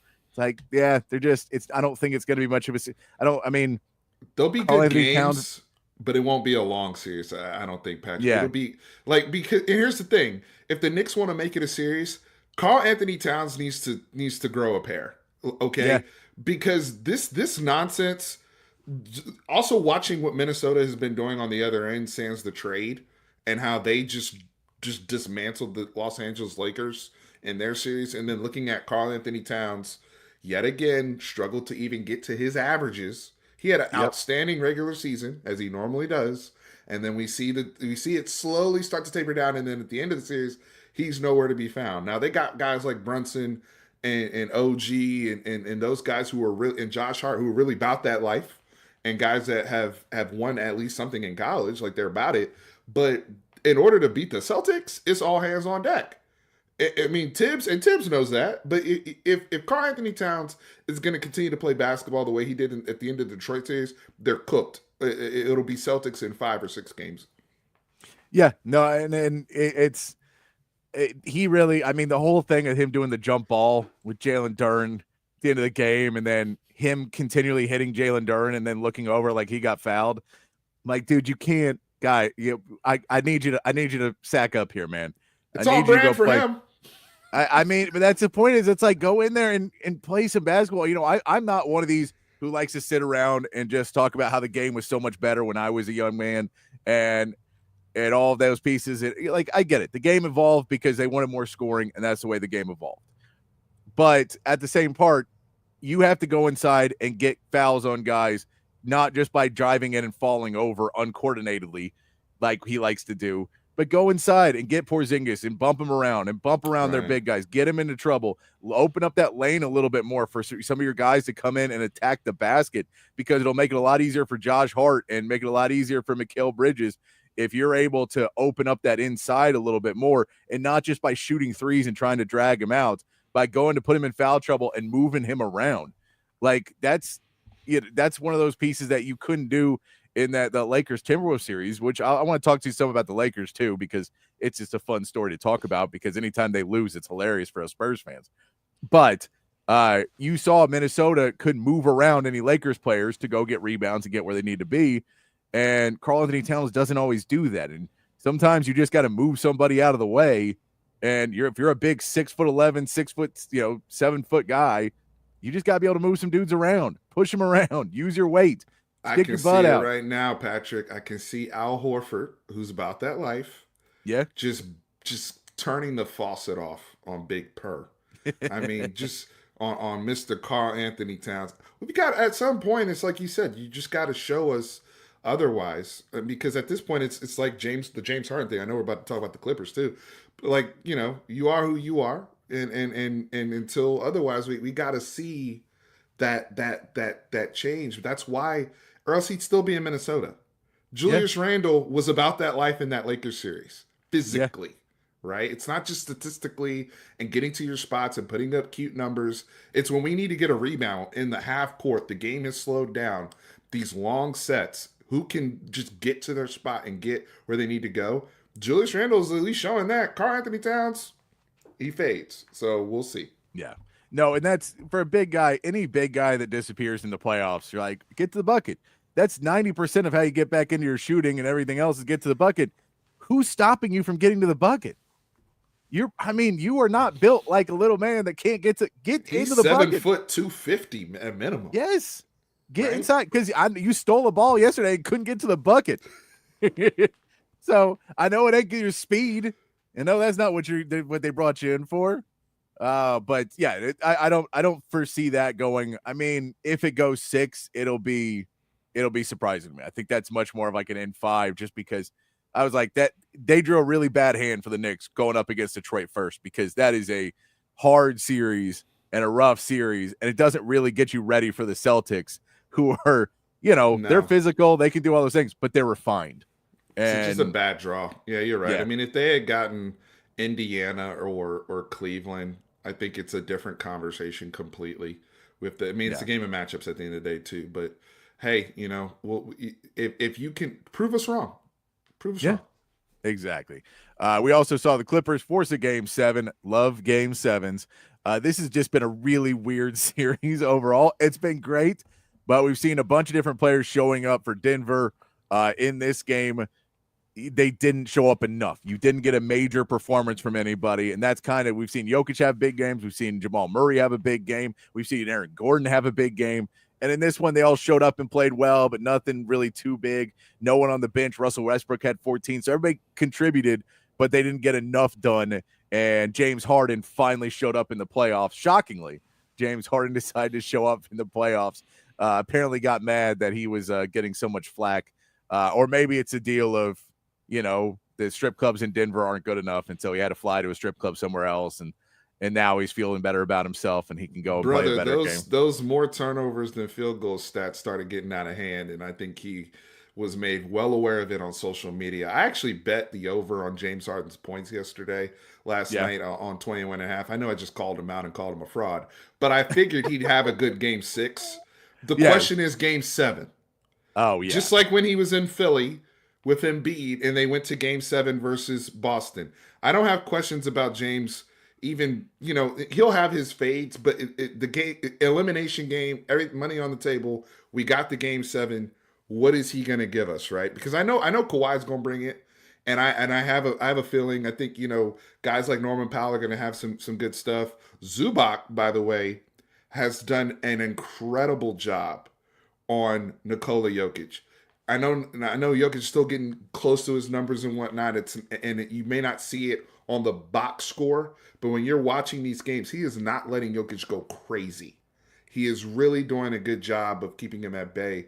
And I thought Nikola Jokic at the press conference last night, I've never heard him say this before, but he was actually promoting their series. He was like, man, this is good basketball. Like, these guys are making adjustments. Like, this is what you want to watch. Like, come watch our series. Like, he literally was like sounding like a fight promoter, right? Like, so I think shout out to Zubac. He's done a great job defensively on Jokic, and I can't wait for Game 7 because, like you said, one of these others, whether it's on Denver or the Clippers, somebody's got to be the difference in this last game because it's been nuts these first 6. Because it feels like for me, Kawhi Leonard is either going to put up 40 or limp off the court. One or the two. Like, that feels like a Kawhi Leonard thing. He's either going to limp off and they lose, and he's, all right, guys, I'm going to miss the first probably 3 quarters. And they just get boat raced in Denver. Yeah, he goes, guys, I'm going to be out. Like, no, I hurt my left knee abductor, so I'm going to be out for a while. I'm just going to go home to San Diego and sit on the beach for the next 9 months, 10 months. Hey, call me, though, at the end of the season. I'll show back up, and we'll be kind of okay. If we can just stay in the playoff final, we'll be good. We'll see. I have a feeling that if he can, what was that, game 2 where he went nuts? On both ends of the court. I think it's either going to be what you just said, or we might get a virtuoso game 2. Now, what happens? I said he could put up 40 easy because he's really, really good and he's super competitive. And mind-boggling to have a guy not play for that long and miss that many games and still play at the level he's playing at. It's just ridiculous. So I think that's the guy you think is going to step up for the Clippers. And then it's okay, who steps up? Can Jamal Murray have another big game? Or is this Jokic versus Kawhi, and the two best players on the court are the two really going at it, and we'll see who pulls it out. Is this a James Harden legacy game, or are we already past that? We're past that. I think we're past it. Because it's a first round. A legacy game in the first round. Oh, James Harden won a series in 7 against a team that fired their coach 2 weeks ago. Oh, that guy. Well, he finally pulled it off, didn't he? No, not a legacy game. Now, if they make the finals, he can have a legacy game in there. But no, in a first round in a game 7, come on. He had 28 points. He shot the ball 20 times though. Yeah, he took 20 shots to get to 28. Yep. Yeah.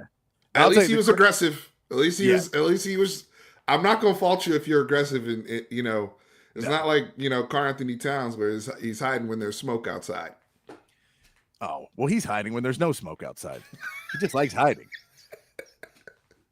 I was really surprised in that game too. There was 24 free throws taken in that game. And an NBA game today, when you see 20, I'm like, all right, that's why this series is fun, because we're not stopping every 5 seconds, and they're letting them play a little bit of basketball. I enjoy it because both these teams are playing good basketball. And I mean, Denver's playing a bit more of a loose style now because Mike Malone's gone, which has helped them in some cases. And you see Jokic going, when he goes, he's like, oh, this is good basketball. It's like, yeah, you're just happy because you're not getting yelled at anymore. You just don't want to get yelled at anymore. I've never seen Jokic that animated after a loss. He's like, man, this is good basketball. He's like, hey, man, we're putting up a good fight. I'm probably going to see my horses soon. Everything's good. I don't want to, Jokic is the only dude out there who doesn't want to win a championship right now, probably. He's like, look, I get it. I'll go do my job. But if I get to go home early, all of us on a Friday, hey, if BK called up and said show's over at 5:30, I'd be like, you know what, guys, I love you, but I got to go do something. I got go get some margaritas with Matt. Cinco de Mayo. So I get it. Everybody wants to leave early, and that's a little bit of what I think Jokic does. I'm excited for the game 7 there. There is another game 7 tonight, and we didn't see the Lakers in a game 7 tonight, which I want to get to. We're going to take a break after we talk about this game, and then we'll go to that. But I keep wanting to talk about it because I love talking about the Lakers losing. It's one of my favorite pastimes. I like talking about the Spurs winning number 1, Lakers losing number 2. But the Rockets and Warriors playing tonight, and this is a really weird series because I feel like I want the Warriors to win, which I don't want the Warriors to win. But I think if the Rockets lose in the first round, their aggressive shakeup this offseason is going to be much more fun to watch. Then, if they make it to the second round, they have a decent. Then it's like, okay, we can kind of stick to the plan a little bit more, and we feel a little bit better about it.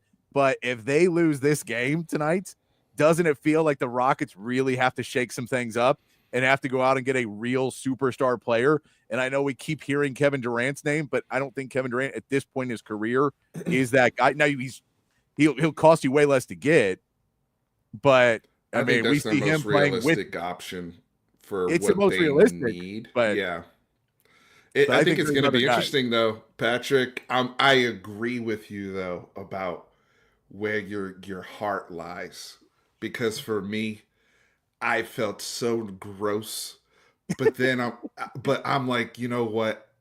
Give me Golden State, because I can't stand Houston and the dirty, the just filthy basketball that they play. Shout out to Ime, but they're filthy.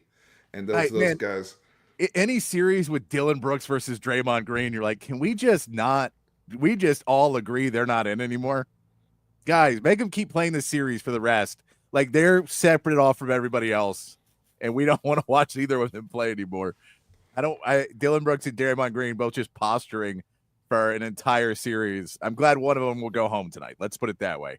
No matter what happens, one of those guys' season's over. Yeah.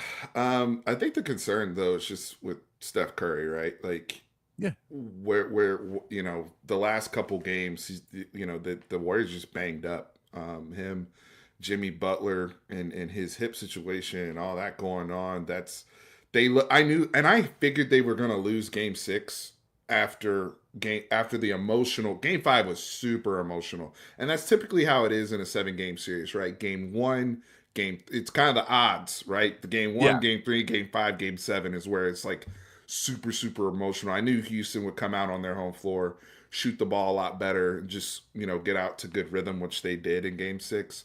But what I'm curious with tonight is, can Steph get back? I mean, Steph has been below 20 points the last 2 games. They got Game 5 with him having 17 points, and last game he had 13. So if he's back in the 30s and back to his, which I think he'll be very aggressive, and hopefully with them kind of sitting their guys early last game, classic Popovich move. They should have a little bit more juice tonight. No, and I think there is going to be a point of this where for a lot of the series, they've been trying to do the smart thing, which is don't force it and try and get where, you're somewhat playing into the Rockets' hands, but you're like, we got good enough players. We can go in and not force it and still get the ball. I think tonight will be much more forcing it. We'll see what Jimmy Butler can do. I mean, Jimmy Butler in that first game back from injury couldn't move and was still putting on a clinic. And then that tightness got even worse. So is it going to be worse tonight, or is it going to be finally on the back the other way and he'll be moving a little bit better? Because if you put those 2 guys out there, then they just have 2 guys that are better than anybody else on the Rockets. And Draymond Green, as much as I don't like him, he's pulling the bitch card for Alperen Şengün. Like, you're not a big man. You don't play like a big man. You go in the post, but you're playing in a softer league right now where you're used to being able to move guys around. I'm not letting you get within 10, 15 feet of that basket. Every time you try and post up, I'm just going to push you back out. I'm going to face guard you, put my hands up in the air, and make you have to work for everything. And Şengün doesn't want to do that. And when Jalen Green can't score, they have one option. They have 2 options. Fred VanVleet's going to dribble down and throw up a bad 3 because he wants to be Steph Curry, and he's not. Or you're going to see Alperen Şengün get it in the post and shoot 25, 30 times in a game and probably get 25 to 30 points, which is not a great return. And that's where he just he needs to figure out what he's going to do. He needs to go in and play way, way more aggressive against Draymond. Get Draymond in foul trouble if you're going to go at it. If he's going to be guarding you all the time, make sure to push forward, try and lean into him some. Get him into a fight. Get what you got to do. But Şengün has to figure out how to be a man in this game, because right now Draymond is just punking him every single game. Look, this comes down. I might come out of left field with what I'm about to say. Hear me out. The commissioner, Adam Silver, needs to have his hand. I mean, I know he's out here just looking to make deals with the Saudis and Emirates and whatnot to get money to the league all the time. But sometimes you got to manage this league the way my man David Stern used to manage this league and get your hands a little dirty. These refs tonight, it's really critical we have good officiating, because you don't want. I like the edge of Game 5, but then it started to get too out of hand, right? Yeah. So they're going to have to, the refs are going to have to be locked in tonight. This is it's a phone booth fight. And to your point about Şengün, the flip side of it is, and I hate saying this because our guy should have been DPOY if he had played the games. Yeah. But this is why Draymond Green was in that conversation. We know Evan Mobley ultimately won Defensive Player of the Year.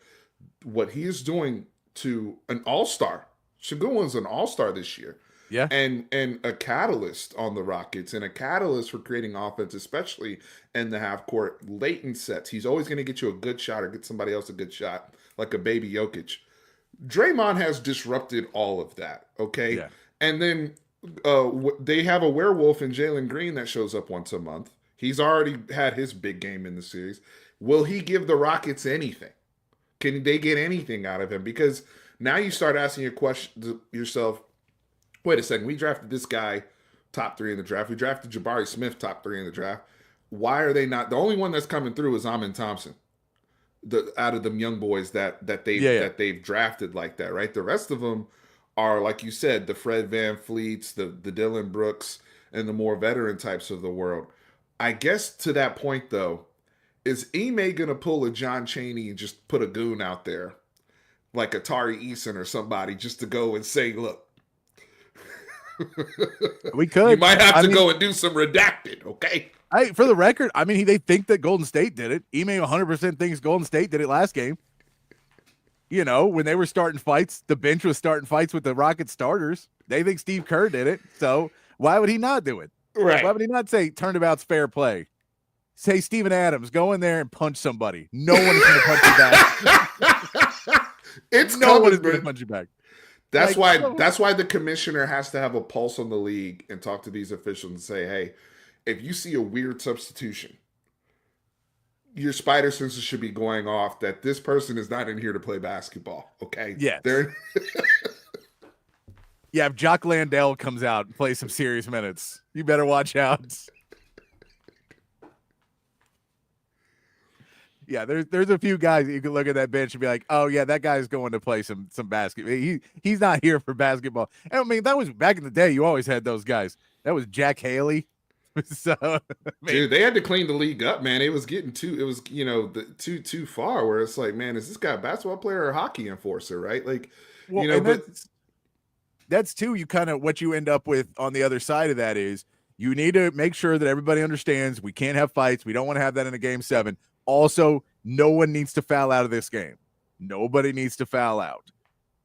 We see it too often now that they put really good players in really tough situations, and then the end of the game comes down to, well, we know that Şengün has 4. So drive it, Şengün. Just go right at him. We'll get all right. He's got 5. They got to take him out of the game now, so we got an advantage. Or we know Jimmy Butler's got 4 at in the third quarter. Let's go at him. Like they're going to take him out. And so it's like really make sure on star players, on big names, if you want to, give the old whistle, and then the guy who's in the area, give him those calls sometimes. But you have to be careful of that because we've seen that a little bit in the series that the refs will try and let them play. And then when it gets chippy, start calling a bunch of fouls. And now everybody's got 3 or 4, and it really changes the complexion of the game. So tonight is going to be tough on those refs. I'm sure. I mean, it's a game 7. This is probably going to be a more premier crew that they feel really confident in. They know everybody's going to be watching. They know there's going to be a scuffle in this game at some point, but you just don't want to break into Sports Center's top story. You like it to just be in the highlights of the game. You don't want to be, and that's kind of where we're at with it. I mean, I think that the Warriors win it because, again, I think they have the 2 most talented players in the game. They're better than anybody on the Rockets. Amin Thompson may get there in a few years. Jalen Green is. I think you just have to trust Steph Curry and Jimmy Butler more than anybody else. You said it earlier. Those are the 2 people that in this moment, in a game 7, all the money on the table, I don't care if they're on the road. I trust them more than I trust anybody on the Rockets. At the end of the day, I think they just figure it out. No, I'm with you on that one. And it's, you have to go and I still don't get what Ime did in that last game, not really forcing the ball to Jalen Green when you had a big lead. I start forcing the ball to him and be like, go get some baskets. You're playing against their scrubs right now. Go get some buckets. Get some easy buckets. And you'll feel much better because right now you look like the great Houston Rocket James Harden did impotent in the playoffs. So why don't you go out there and go get some buckets and be ready? If Jalen Green doesn't show up, I don't know how the Rockets win this game. They're going to need him to get at least 20 points tonight. He needs, and I've always talked about with players, especially the season that he had, in the playoffs, at minimum, you need to get your regular season average, especially if you're playing your normal minutes, if not more minutes. You can't be playing 5 more minutes than you normally play in the regular season. Now you're down from a 21-point scorer to an 11-point scorer. That is as Reggie Miller used to put it this way to Spike Lee. You know what that means, right? So we gotta get what we're supposed to get at minimum. But at the end of the day, I think the Jalen Green scoring line is huge because they're going to need the scoring. The other storyline is with Ime, the Rockets bigs, right? How you talked about Steven Adams, right? That chess match that he's had with Steve Kerr, because Steven Adams has been really dominant on the boards, especially offensive boards. But also, when the Warriors go small and matching up and whatnot. So curious to see how he has mixing some matches and lineups with the bigs. I think he kind of screwed that up at the end of Game 5 when they needed to get a 3 and left him out there too long. We'll see how that plays out in Game 7. No, I'm with you on that. It's going to be a lot of fun to watch tonight. I enjoy Game 7s a whole lot. And Game 7 on a Friday night, get a margarita. I got the Warriors too. I'm right there with you, Patrick. Yes. I got the Warriors as well. It's just, and then NBA today's age, you take the most talented players. and that's where the two most talented players in the series are on that team. Let's take a quick break. We'll come back. I want to talk a little bit about what some teams should be doing in the offseason in the NBA, because then we can make fun of the Lakers, and then maybe see what my man Steven thinks about what the Spurs should be doing, what some other teams should be doing in the offseason now that the NBA playoffs have started to eliminate some of these guys, where these teams should go. We'll get into that. I want to talk a little Cowboys with you as well, little draft still. We'll wrap up what you thought of the draft, since I haven't talked to you since the draft. A whole lot more to come up here on the show as well. We continue on a Friday edition here of Open Gym here on Texas Sports Unfiltered. The best sports bar in Austin, Texas, USA, America is Cover 3. They've got everything you're looking for in a great sports bar. TVs everywhere, so there's not a bad seat in the house, and they've got the right games on. You're not going to have to ask the bartenders, the waitresses, the waiters for the game that you want to watch. They know the games that you want to watch, and the food. My goodness, that's what separates Cover 3 from the other sports bars out there. An upscale menu with tons of great items. You got to try the Sean Adams prime rib sandwich. They've got the filet mignon. They've got the fish tacos. Of course, all of the sports bar classics like wings and nachos as well. Great burgers, great salads. I'm telling you, something for everyone. Of course, the full bar, happy hour prices, the weekend brunch. You got to check them out. Anderson Lane, Round Rock, and San Antonio. And, of course, Cover 2, 183 and Lake Creek. It's Cover 3. Dining, spirits, sports. Hi, I'm Dan Covert with my wife Hayden. Welcome to Covert BK. Our newest location in the gorgeous Hill Country includes Buick, GMC, Cadillac, Chrysler, Dodge, Jeep, and Ram, and hundreds of pre-owned and certified vehicles for you to choose from. We have 3 service departments that are ready to take care of your car, truck, or SUV with 86 service bays to accommodate any repair and get you in and out quickly. Come visit us today to select the vehicle you've been dreaming about. Covert, born and raised in Austin.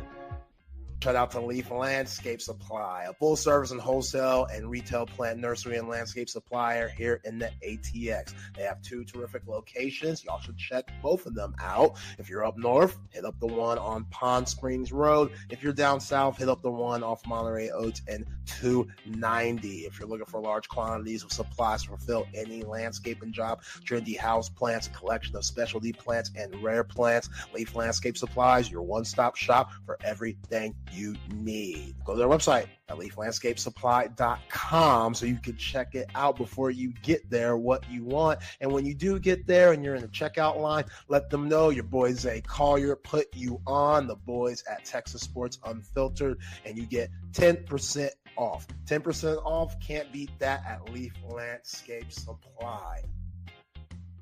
Hi, this is Tom McKay, owner of Audiovisual Consultations. I got this, Dad. This is Camilla McKay, and my dad can help with any TV or stereo needs you have around your house. Just call him and he will come to you with advice and a great price. And the guys that work for him are awesome. They can install anything, anywhere. So, like my dad says, just relax and smile. We handle all the work. So just give us a call at 255-8678 or on the web at avconsultations.com. Back here on Open Gym on Texas Sports Unfiltered, rolling into the second hour of our show on a Friday afternoon. Myself, Patrick Davis, joined today my man Steven there from Fanatic Perspective. You should go check out his YouTube channel, his Twitter, and everything else to go follow my man Fanatic Perspective. Some really good perspectives there from a man. So happy to have him on the show today. We just talked a lot about our sadness over Popovich, the news that he is stepping down today, and Mitch Johnson being brought on as the new coach. We talked a little bit about the NBA playoffs, but I do want to pick your brain, Stephen, about some of these teams, what they need to get done now that we get in the offseason. We'll start with the Lakers because they are a very interesting team this offseason. They make the huge trade to get Luka Doncic. Everyone feels like they fleeced the Mavs, which they still did. And then they have a first-round exit. They are pretty unceremoniously dumped on their heads in the first round where tons of people had them going much further. They looked pretty good when they were playing in tandem, and they met up against a team that just was a nightmare for them in matchups. And Anthony Edwards, who found his time to shine in this series and pointed out every single flaw of this Lakers team. So now you're going into a second year of Luka Doncic, your first full year with Luka, but you have LeBron James question to answer, a 40-year-old LeBron James who is still making a lot of money and kind of plays the same type of basketball that Luka Doncic plays. He plays similar type of basketball to what Austin Reeves plays. So your three best players all play similar styles of basketball and play similar positions. You have a coach in JJ Redick who had one of the most epic coach meltdowns at the end of a series when he could not figure out how to get his team to play harder and could not figure out how to solve a puzzle that seemed to be missing several pieces.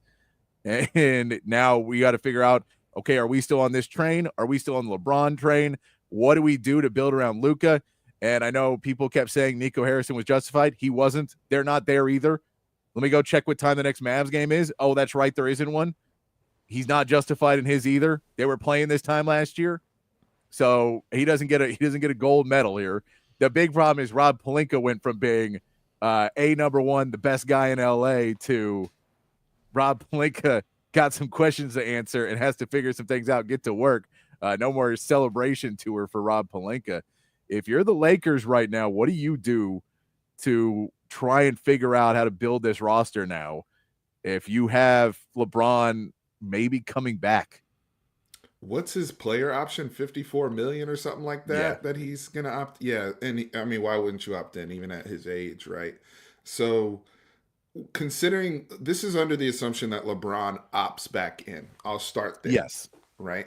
I think before we even address the roster, we need to have the honeymoon is over for JJ. I think the honeymoon is golden boy for Rob Pelinka is also over. It's time to have real talk. Your team was built for the regular season, not for the playoffs, quite frankly. We understand that you guys had that trade in place, Dalton Connect for Mark Williams. Mark Williams is hilarious and posted the funeral meme on his social media. By the way, I don't know if anybody saw that, but he's funny. As Rudy Gobert looked like 2002 Shaquille O'Neal against them in Game 5. Which, by the way, you didn't play Dalton Connect in the playoffs. You weren't playing him. So I don't know why, even with the medical history, you wouldn't want Mark Williams. You're the guy you're not going to play. You didn't play him, yeah. So at this would point, have played Mark Williams 40 minutes a game. So I think the moves, though, in terms of what they need to do, I mean, from before I get to the roster, I do want to say JJ Redick. The same thing I brought up with Dan Hurley is my fear for is based off of what you see with JJ Redick.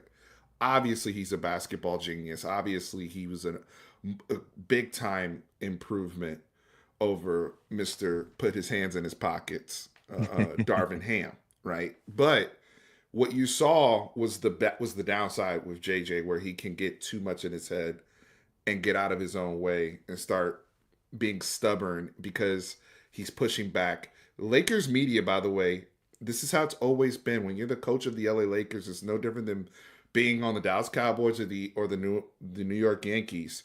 People, you're gonna be asked the tough questions. And when he was, I don't even think the media was grilling him like that. I think it was just so frustrated that it just came out, and now he becomes that smart ass that you saw at Duke. Yes. That's what came out. And so they're going to need to have temperament conversations. I even thought he ran a little too hot during the regular season at times, because it's like, dude, this is your profession now, right? Like, you're not just coaching 82 games 1 year and that's it. Like, this is what you are. And we talked about Greg Popovich earlier of how he adapted, right? You saw him kind of scale back and be more of a measured coach over the tenure of his career. JJ Redick is going to have to do that. So before they even address the roster, because Jackson Hayes they say he's unplayable, but you got to the point where you didn't even want to try.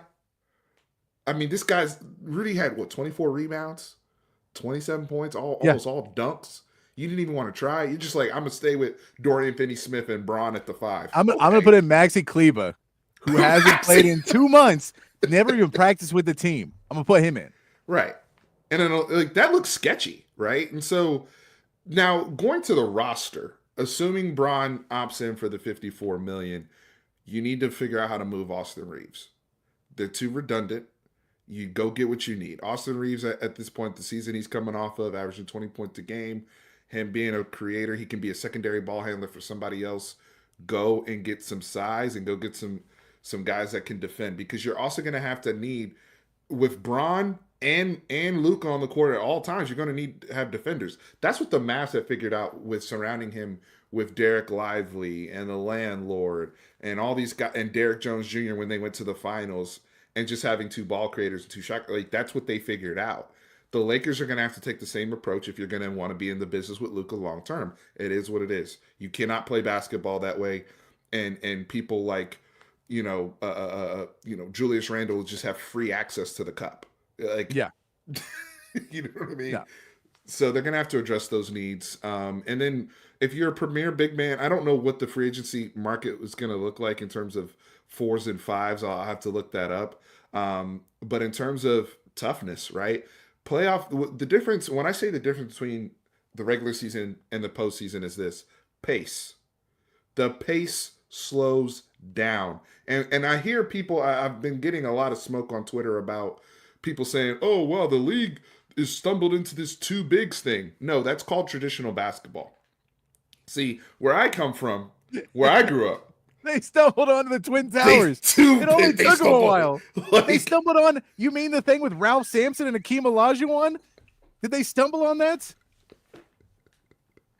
Havlicek and Kevin McKay. I mean, they've been watching small ball for so many years now that they don't know what real basketball looks like anymore, Patrick. It's sad. I would never even thought of that. Who would have an idea that smart? That 2 big guys play basketball. Hey, Cleveland's playing 2 bigs with Evan Mobley and Jared Allen. Like, what the heck? No wonder they're good. Like, come on, guys. Well, now it is different because now it's like, well, you have a big that can run and a big that doesn't, well, both of them can run, but like you have a big that plays in the post and a big that plays a little bit further out. But you have 2 bigs, and you're like, it's not complicated basketball. You always wanted to have that. And I mean, you don't want to clog the paint as much anymore. So that's why a lot of people don't play 2 bigs. Spacing still matters. Yeah. But guess what? Every 6'10" guy can shoot a 3 now. So just get one of those. Right. That can still give you the traditional big man traits. That's all. Yes. It's not that deep. Right. And because Julius Randle can shoot. And he's not even, I wouldn't even consider a traditional big, but he can be a good 4-man.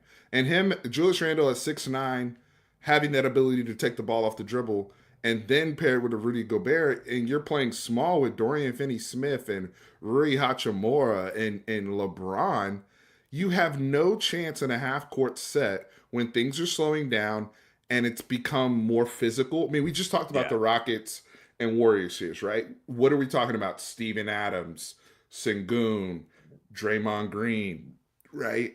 Whether we see Kevon Looney at some points, like it's no different.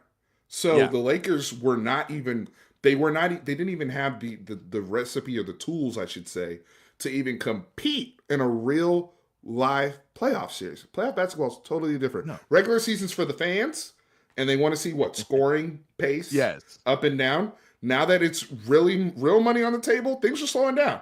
We getting into sets, and we're gonna see who's about that life, which is why I've been on Karl Anthony Towns so much, right? So it's no different with the LA Lakers and what they need. Yeah, I mean, you also you throw in the fact that you're in the regular season, you're gonna play, half your games are gonna be like below 500 teams, and teams that you should be able to beat, and then half of your games with above 500 teams, someone's gonna be hurt. Or someone's going to be, and so like it kind of gets one-sided that way. So maybe a quarter of your games are to get you ready for the playoffs out of 82. Maybe a quarter of them are like have a little bit, but the intensity is not the same. But you're similar like skill level. Not to mention if there's load management if you do play one of those teams as well. Exactly. That's what I'm saying. So maybe maybe even less than a quarter of a game, you're really getting these types of matchups. So it is, and if you lose all of those, you can still be above 500 if you win all your games where you're supposed to win. And the problem with that is you get to the playoffs and it all falls apart pretty quickly because you don't have a complete roster. And when you're playing a team that, also doesn't have a complete roster, maybe you both don't have bigs. Well, now you're going to kill them because you have Luka and LeBron and Austin Reeves. You'll destroy them because they don't have bigs either.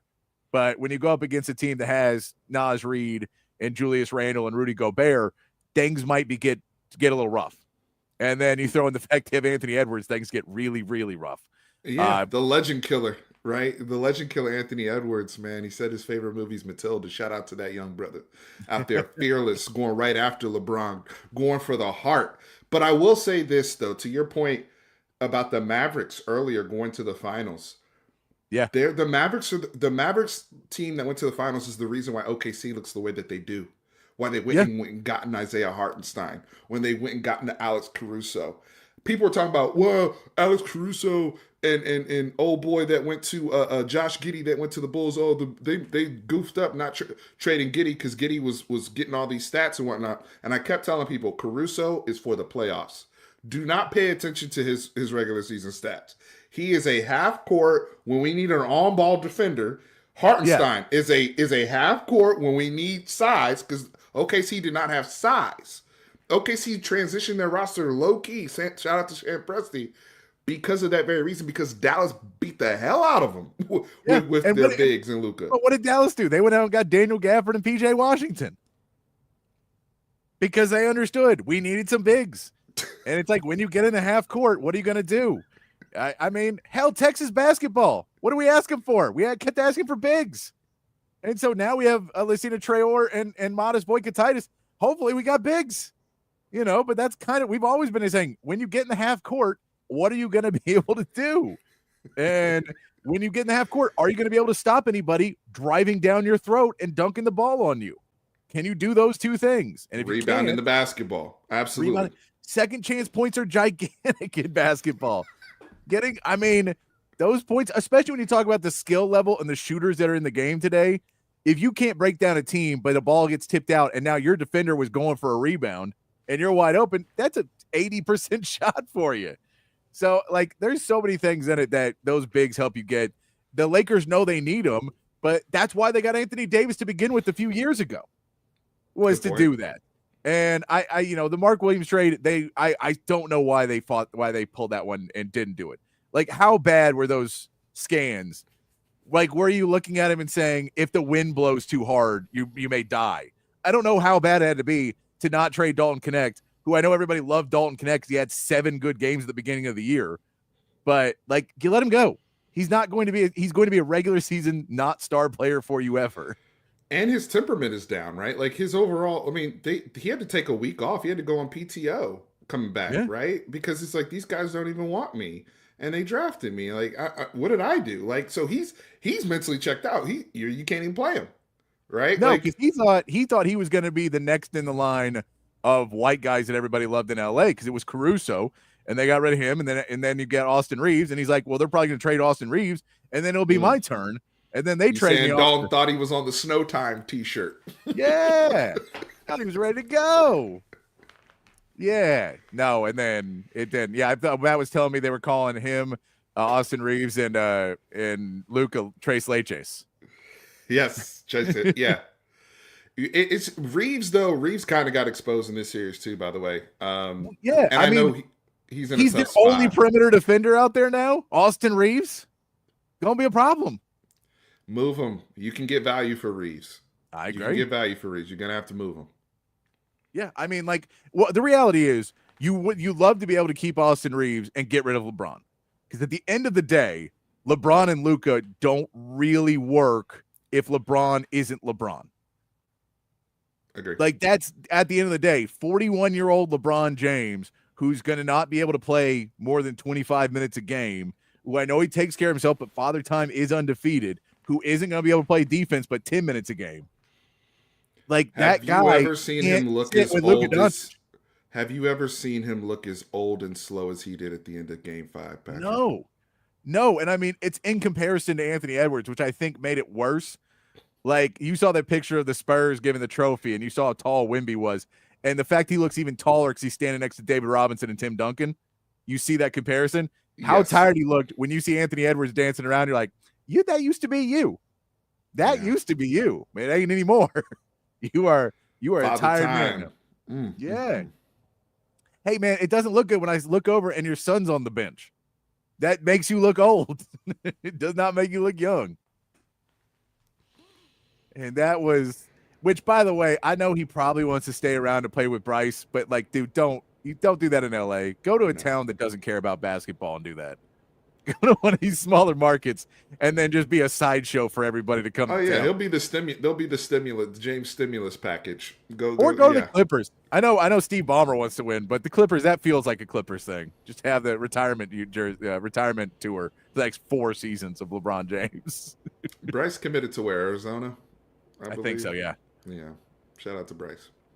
So, it's at 2 years now we go, or 3 years? Or is it 2 years till Bryce is in the league? He can't be another one and done. They can't. No, because he's not as good as Bronny was. He's better than Bronny. He's supposed to be better than Bronny.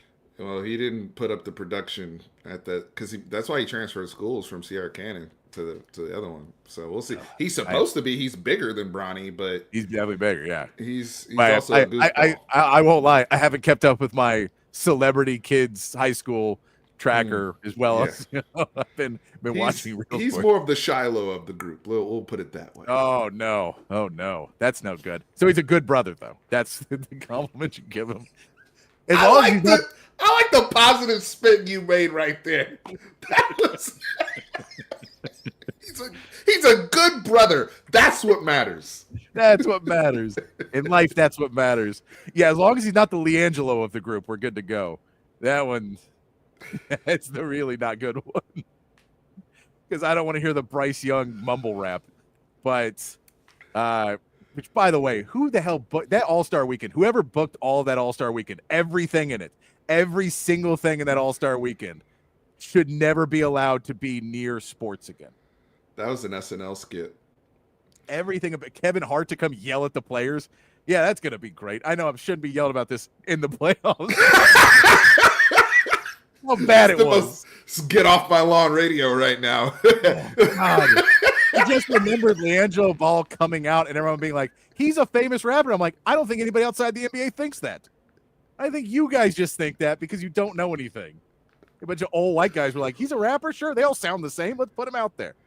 Patrick's been on the All-Star Weekend from 3 months ago. 3 months ago. It's hilarious. I just my vent too is that guy that did not allow us to interview Chris Paul and Wemby when they got banned from the skills competition. Yeah. You remember that? Yeah. Oh, first of all, they banned them. Terrible. you kicked him off. You know what, guys? The rest of the show, we're just going to complain about something from 3 months ago, and no one cared to watch except for me. Get off my loud radio, baby. Draymond Green just talking trash the whole time. Everything about it was so annoying. Draymond Green, oh my God, just burying the league on TNT. Like, dude, really? Just the worst. You know you're supposed to be promoting your product, right? Everything about that week, it was so bad. All right, we'll get back to something that's happened recently.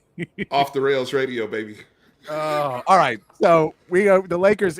I'm with you. They need to get a big. They need to get guys who can play defense. They need to get 3-point shooters.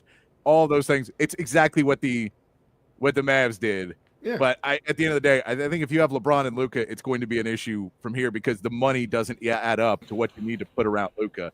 And I don't know if those two guys necessarily, an aging LeBron, can fill the role unless he wants to just be like post LeBron and not like a post Malone thing, but like a guy who just goes in. Well, that would be the natural progression, right? Becoming more of that Karl Malone late in his career. Remember when Karl Malone went to the Lakers in 2004?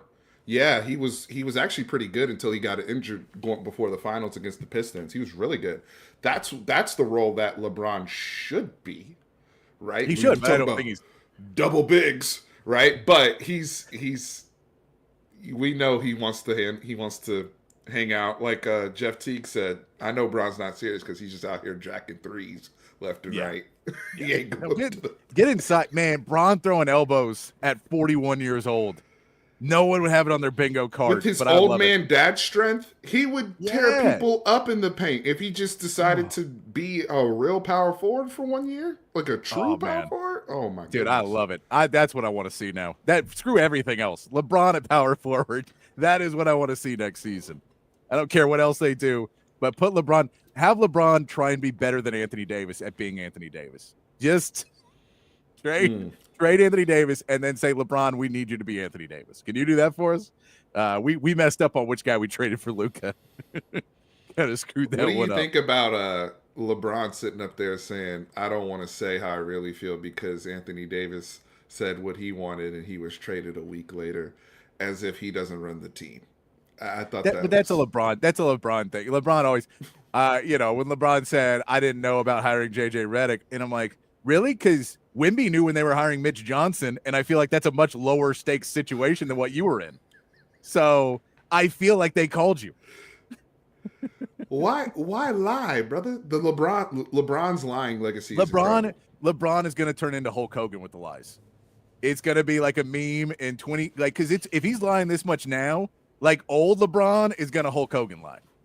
Old LeBron is going to be telling stories about how Miami won 17 rings in a row, and we went down there. Chris Bosh. No, what happened was Chris Bosh. He drank some of my milk at the end of a game, and my milk was so good that it gave him blood clots. So he had to quit the game because he drank the wrong milk at the end of the game, and that's what happened. And you're like, what? How did that happen, LeBron? It just Hulk Hogan lies. I'm telling you. And that's when I learned about the importance of vitamin D. You know what I'm saying, my brother? And you know what? LeBron's sitting there looking like Delroy Lindo when he's older. And, sitting up there talking about, I told them not 1, not 2, not 3, not 4, not 5, not 6, not 7. I went in and did it. Yeah. And by the way, if you've never heard Hulk Hogan lies, just go to YouTube and look up Hulk Hogan lies. And there's like 50-minute videos that are like part 1, 50 minutes of Hulk Hogan lies. They're amazing. There's stuff like he power slammed Andre the Giant, pulled all the muscles in his back, and Andre the Giant died the next day. None of that's true. He did power slam Andre the Giant, and the rest of that's completely not true. But he will say stuff like that with a straight face, and it's great. So I think that's where LeBron's going to end up, which I really appreciate. But what about, all right, Steven, so we go, there's the Lakers. What do you do if the Spurs now in a position, the new era, the Mitch Johnson era of the Spurs, which sounds weird to say, but the Mitch Johnson era has begun. What do you do if you're the Spurs? You got a lot of talent, but not enough greatness. So you have Wemby. We think De'Aaron Fox, they're going to try and get to turn that corner and to get that production back up where it's been before, and how much that production was just because he was on the Kings and the only thing going. Figure that out. You'd have Jeremy Sohan, who at some point you're going to have to pay, and I don't want to pay Jeremy Sohan a ton of money. I'd really prefer to trade him. I've just never been a Jeremy Sohan fan. You got Keldon Johnson there. You got Devin Vassell there. Chris Paul, I believe, wants to come back for another year. I mean, there could be Chris Paul again. What do you do in your offseason if you're the Spurs? I don't mind Chris Paul coming back if he wants to come back. He can come back in any capacity because he won't be very expensive if he does. Played 82 games too. Jeez. And he played 82 games, right? That's like what Jordan did when he was on the Wizards, by the way, for those of you who back when men actually were professionals. But anyway, I'm gonna give you let's play Choose Your Own Adventure, like the old Goosebumps books. Okay. I'm gonna give you 3 different paths for the Spurs. Number 1 is, I'll call it the OKC path. Okay. Which is, we'll entertain calls for Giannis, we'll entertain calls, but at the end of the day, we're going to stay with our young core. We're going to leverage our pick plus that Hawks pick. The lottery's in 10 days. Let's see where the chips land. We might get blessed with our own version of Chet Holmgren in this draft or what have you, right? And continue to develop that young talent. And we finally make our leap, right, to playoff contenders, and then playoff contenders to championship contenders. That'd be option number 1. I think option number 1 gives you a very long window, right? Considering the age, majority of this roster. And then you just continue to supplement the roster with veteran pieces like a Harrison Barnes, a Chris Paul, guys of that ilk. So that's door number 1. Door number 2 is what I call get rich quick.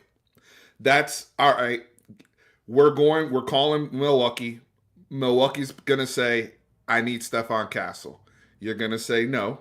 You're going to say, everybody except for Castle, Fox, Wemby is untouchable, essentially, right? We want to, but everybody else on the table. And eventually you might get to KJ, Vassell, Sohan, and picks. Yeah. The picks are a big part of it, yeah. The picks are a big part of it. So now we get Giannis back, and we have a core now of Wemby, Giannis, Fox, Castle. And then Mitch, Brian Wright, figure out the rest. To me, even with those 4, you're immediate contenders, right? Yeah. Because you can figure out the rest. Now, the downside of that is some people I've heard say, well, that's kind of what Phoenix did a couple years ago. To me, that's a little bit different, but that's door number 2 if you want to pursue that. I'm immediate contenders, but when Wemby hits his Supermax contract, like you talked about earlier, what happens then with the money and us being kind of top heavy? To me, door number 3 is the happy medium. That's the Kevin Durant situation. Not as expensive. Maybe I give you KJ and Sohan, or KJ and Vassell. I don't have to give up all my picks. We make the money work. I get some perimeter shooting and wing scoring that I need. For Kevin Durant's sake, you get to kind of have those Austin ties with Texas and all that, being back with the Spurs or being with the Spurs. And on top of that, you're not going to have to handle the heavy load that the Rockets are probably going to ask you to handle if you go there. Yeah. So that's door number 3. So where do you fall in there? Because those are the 3 scenarios that I have laid out in my head in terms of the direction that the Spurs could take, and all of them are exciting to me. Yeah, I think the whole Giannis thing is how much of it is picks. How many picks can we make this, and then go from there? Because they're going to call and say Steph Castle. You go, no, we're not giving up Steph Castle. We're not giving up Wendy. We're not giving up Fox. Vassell's in the trade because of salaries, so we know that for sure. And then figuring it out from there is KJ in it because of a salary, or I think you probably Sohan falls into it because he is that guy that is talented, not on a big contract yet. So that may be where he ends up getting put into that. Also, he's not, if you bring in Giannis, he's going to be in your 4 spot. So Sohan's kind of SOL in playing time now, because he's now, basically your 3rd big behind 2 guys that are going to play 35, 40 minutes a game. Right. And so I think that makes it where he's a more expendable person in those situations. I don't hate it, but I think it is really about how much are you able to get in draft picks? How much are you able to not have to give up in players? Because if you gut your whole roster for it, it does set you back a year or 2 that way as well. You do have those 2 first-round picks. I think the draft lottery is huge for what the Spurs do, because if that pick is a top 3 pick, if either one of them is a top 3 pick, then that changes everything, because now that pick's very, very valuable. Very valuable. If it falls back down to the teans where they're at, then, it's just not going to do that too much for you. So at the end of the day, I don't think, I don't think they'll be have a top 3 pick either, but their picks this year are valuable, but not super valuable. The Hawks picks have some value as well, because they could go in the wrong direction, and we know that. So those picks they still have are unprotected. Those have value, but I don't necessarily think they're going to go that route. It doesn't feel like a Spurs move to do, so I wouldn't expect that. I think the Oklahoma City route is probably the route they're going to go. Again, it depends on what you get in the draft lottery, because you did really well last year to get Steph Castle. That was a guy that I said they should have picked, and I once again nailed it. My basketball knowledge impeccable. That they should have taken the best player in Steph Castle, then got him in to fit in there. But depending on if you're able to get somebody really good, but again, if you're like 12, wherever they're picking at, it's going to be really tough to go get somebody who's going to make an immediate impact on your team. And I could see him flipping 12 again if they get that pick too. Yeah, that's what I'm saying. And that's where you could say, well, we're going to move this and try and get somebody else on our team right away. It's going to be interesting. I think what they'll actually end up doing is probably adding a couple of smaller pieces, but not maybe swing for the fences, unless Milwaukee says, well, we'll do it for Vassell, Sohan, and picks, and we're good with that. And we just really want the picks. So Vassell's in it just because of the contract. You have to. He's one of your highest paid players that you can part with, so he's going to be in it. But I think if you kind of work it in that sense, then maybe there's a chance of it happening. Other than that, there'll be other guys available. You could also look at Portland, and Jeremy Grant is a different name of a guy that's not necessarily a huge move, but is a good player. Somebody they're on that level of talent where they're maybe like a borderline all-star. He'd be a little cheaper too, because he's coming off a god-awful season compared to where he had been playing the last few years. But here's the interesting thing that I don't think we've been really in this space before as Spurs fans in terms of popularity is guys wanting to be in San Antonio, selectively. I haven't seen that before because of Wemby, i.e. De'Aaron Fox, right? Now, here's the other thing. Brian Wright, keep calling these unserious franchises and taking advantage of them. The fact that we still have all these young pieces after trading for De'Aaron Fox tells you how unserious Sacramento is, right? Because we shouldn't be sitting on all these other pieces being able to make another move because we got Fox without having to give up any of them boys. So that's what makes this even more enticing. And then you say the free agency guys, right, too, that guys that are like, hey, I want to be a part of that. People aren't dumb, right? They see the upswing and they want to be a part of the next Oklahoma City type rise, and that's San Antonio. So, it makes it really I don't know who would be now, unless you go out and like a Miles Turner. I don't know how. And again, you have to figure out the salary too. It's hard to sign anybody for a ton of money right now because you do have some guys under contract right now. But I mean, there will be a few players available that you could probably go after and make an impact. It'll be a lot of fun to see. But yeah, that draft lottery changes a lot of things for the Spurs, because if that pick climbs up, if you do get in the top 3, now if you get 1, you get Cooper Flag and screw it all, we win. But if you get a top 3, you'll have clarity in 10 days. A little bit more clarity in 10 days. Yes, sure. I agree with that. All right, that's enough. We only talked for NBA for 90 minutes. You know what happens? We get 2 Spurs fans together on a historic day. Maybe it'll happen. But I do. You know what? Let's talk a little Cowboys. I did this experiment yesterday, and I would love to get your take on it. I asked Matt yesterday. I did it yesterday. I can tell you what I did too. But I asked if you could make 3 bold moves if you took over the Cowboys for like a week or a day, or you could make 3 bold moves when you look at what this team's already done in the offseason. We've seen what their draft is now. We know they need a wide receiver. It's pretty staring you in the face. They need a wide receiver. We've now seen Jaden Blue has gotten rave reviews. A lot of people speaking really, really highly of that pick.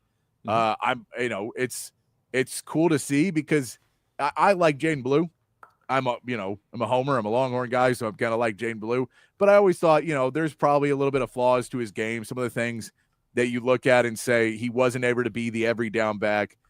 We know the fumble problems too. I'm going to hope that is going to be a little bit more sorted out as he gets the NFL. But I really like that the NFL is taking what I looked at is, some of his flaws and say, well, they just don't use him that way. It's the NFL. We don't need him to be an every down back. We need him to be able to go out and be a game breaker. And that's what he can do better than a lot of other guys. He can find space. He can hit moves. He can get to the outside. He can get downfield. He can change a game with his legs, and not a lot of guys can at that level.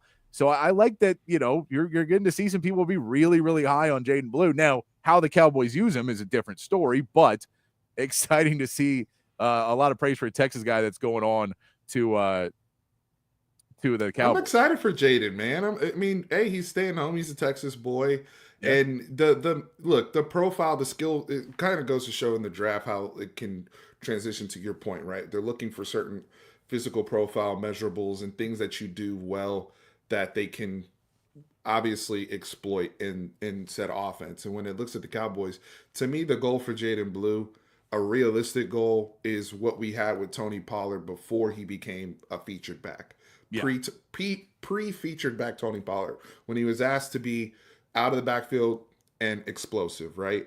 I think at Texas, what we ran into last season was Cedric Baxter's injury ended up impacting Jaden Blue, because a lot of people just jumped to, well, Jaden Blue's going to be a featured back, and he's not built to be at this point in his career. Things can change. Ball security, we know he needs to improve. The biggest things are the ball security and interior running and just being knowledgeable of holes and whatnot. But in terms of what he does bring to the table, that's really enticing as a big play threat, somebody that can score literally from anywhere on the field, and somebody that doesn't just catch passes out of the backfield. I think that's shortchanging his receiving ability. Somebody that can play out of the slot, somebody that can win down the field, right? And catch the ball competently over his shoulder. That's really rare for backs. So there's a lot that he brings to the table that I'm excited for. How many game breakers do the Cowboys have? I mean, it's Lamb, Turpin, and now Blue. CeeDee Lamb, that's it. I mean, we can say Turpin, but I mean, when he's not broken a lot of games, he doesn't get a ton of opportunities to. So right. So I think that's a realistic goal. I'm not expecting Jaden Blue to be RB1 and carry the ball 25 times. Right. But it's an exciting pick, just, especially being a former Texas Longhorn. in a Cowboys uniform.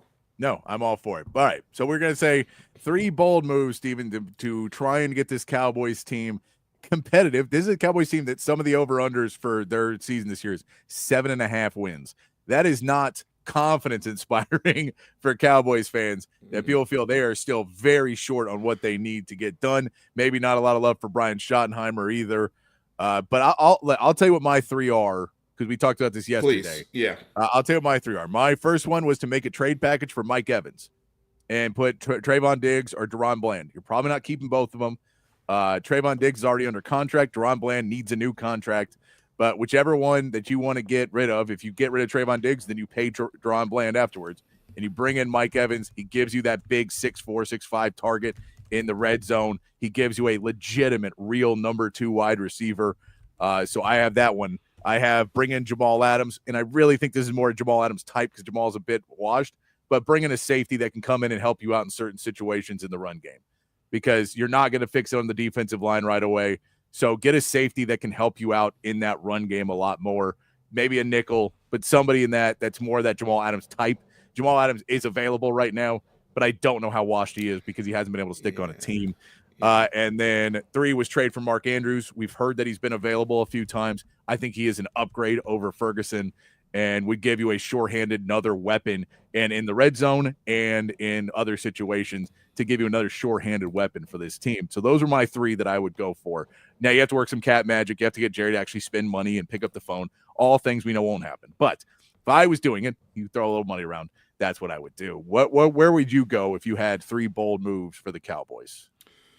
So number 1, and I like yours, by the way, Simmons, the former Pro Bowl safety, is still available too. So, I mean, he's not the true in the box safety, but he is a high level safety that could help you out. So I'm with you there in terms of looking at that position.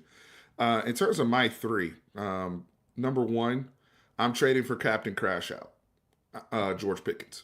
I've told people I've been the head of the George Pickens fan club since his freshman year at Georgia.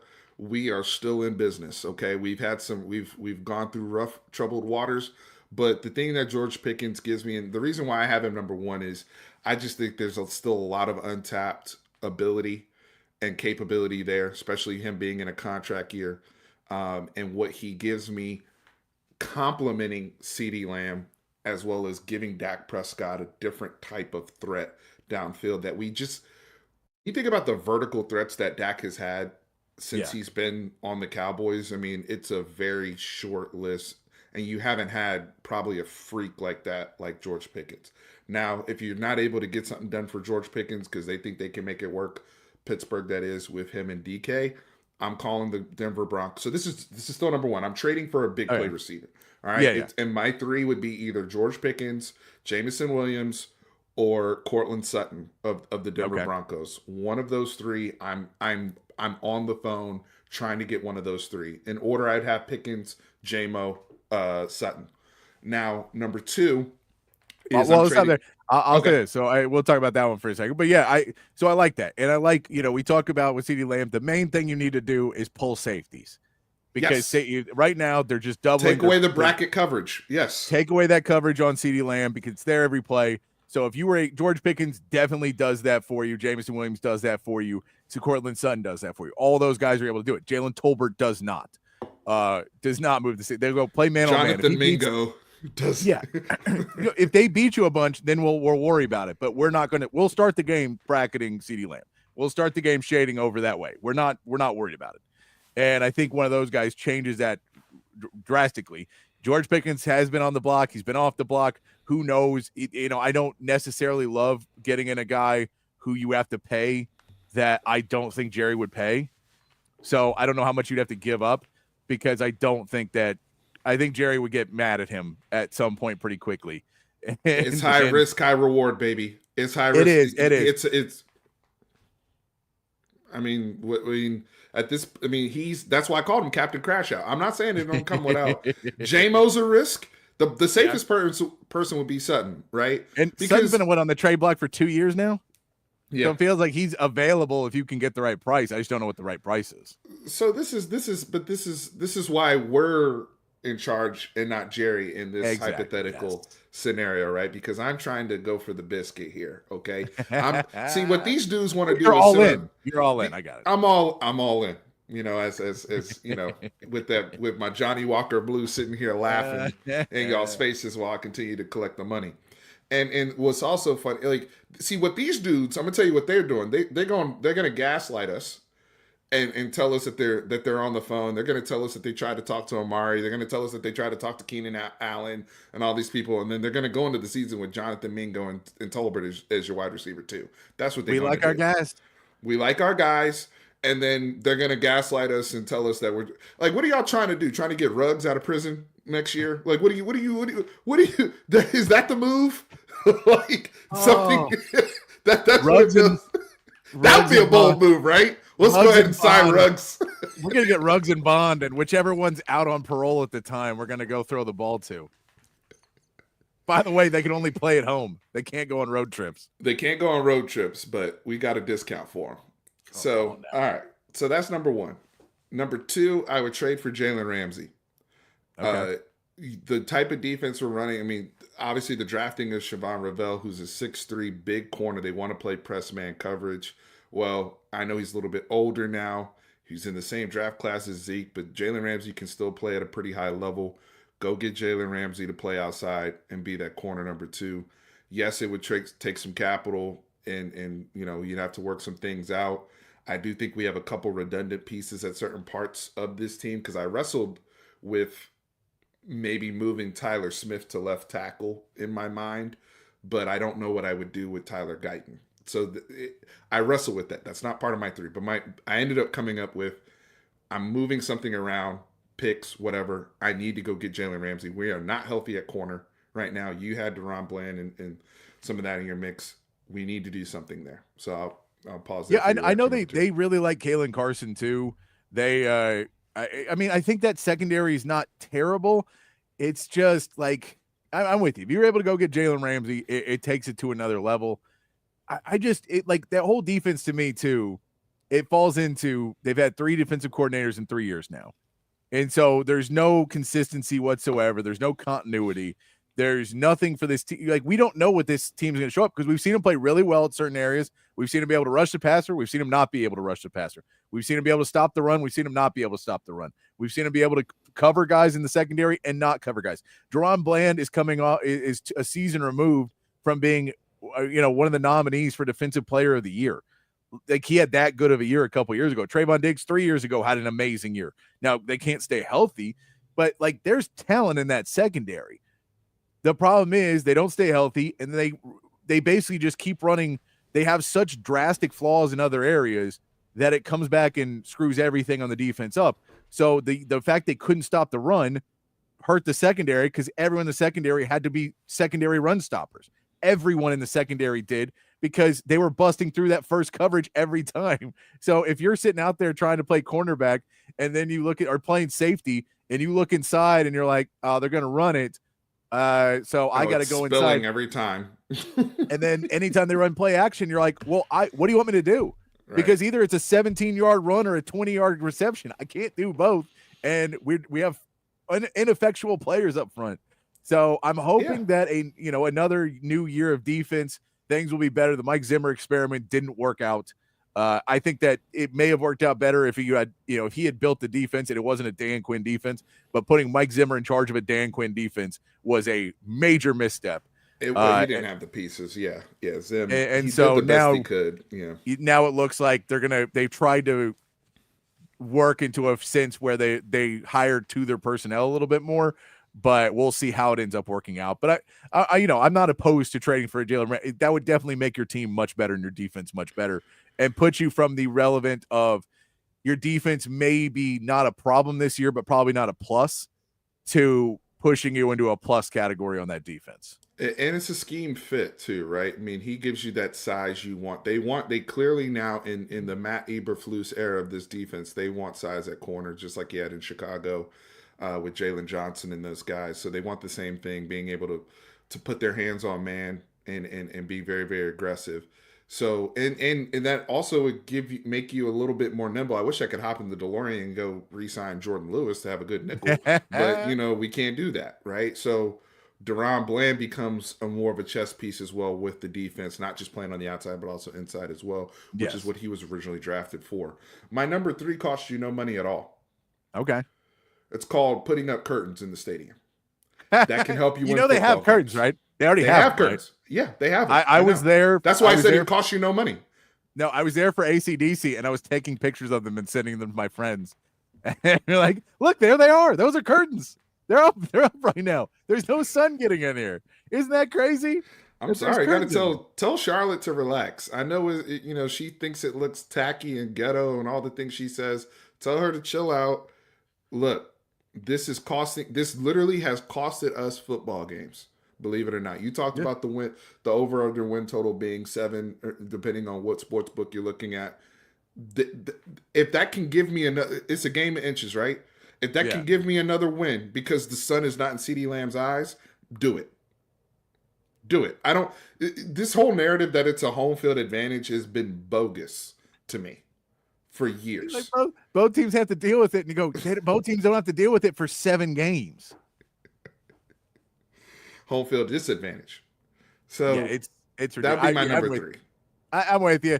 I get, like, you screwed up. The way you built it for pictures. Like, you built it, but it sums up everything about the Cowboys and Jerry Jones. You built your stadium for pictures, not for use.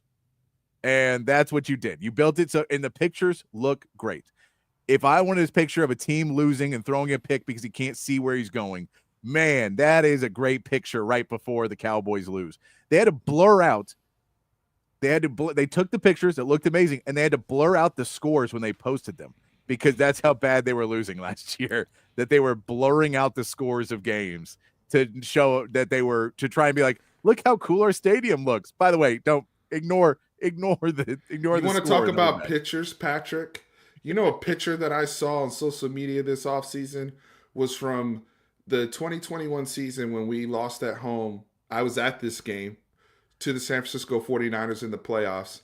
And it's a picture of Dak Prescott throwing over the middle with us. It looked like a sunbeam in his face.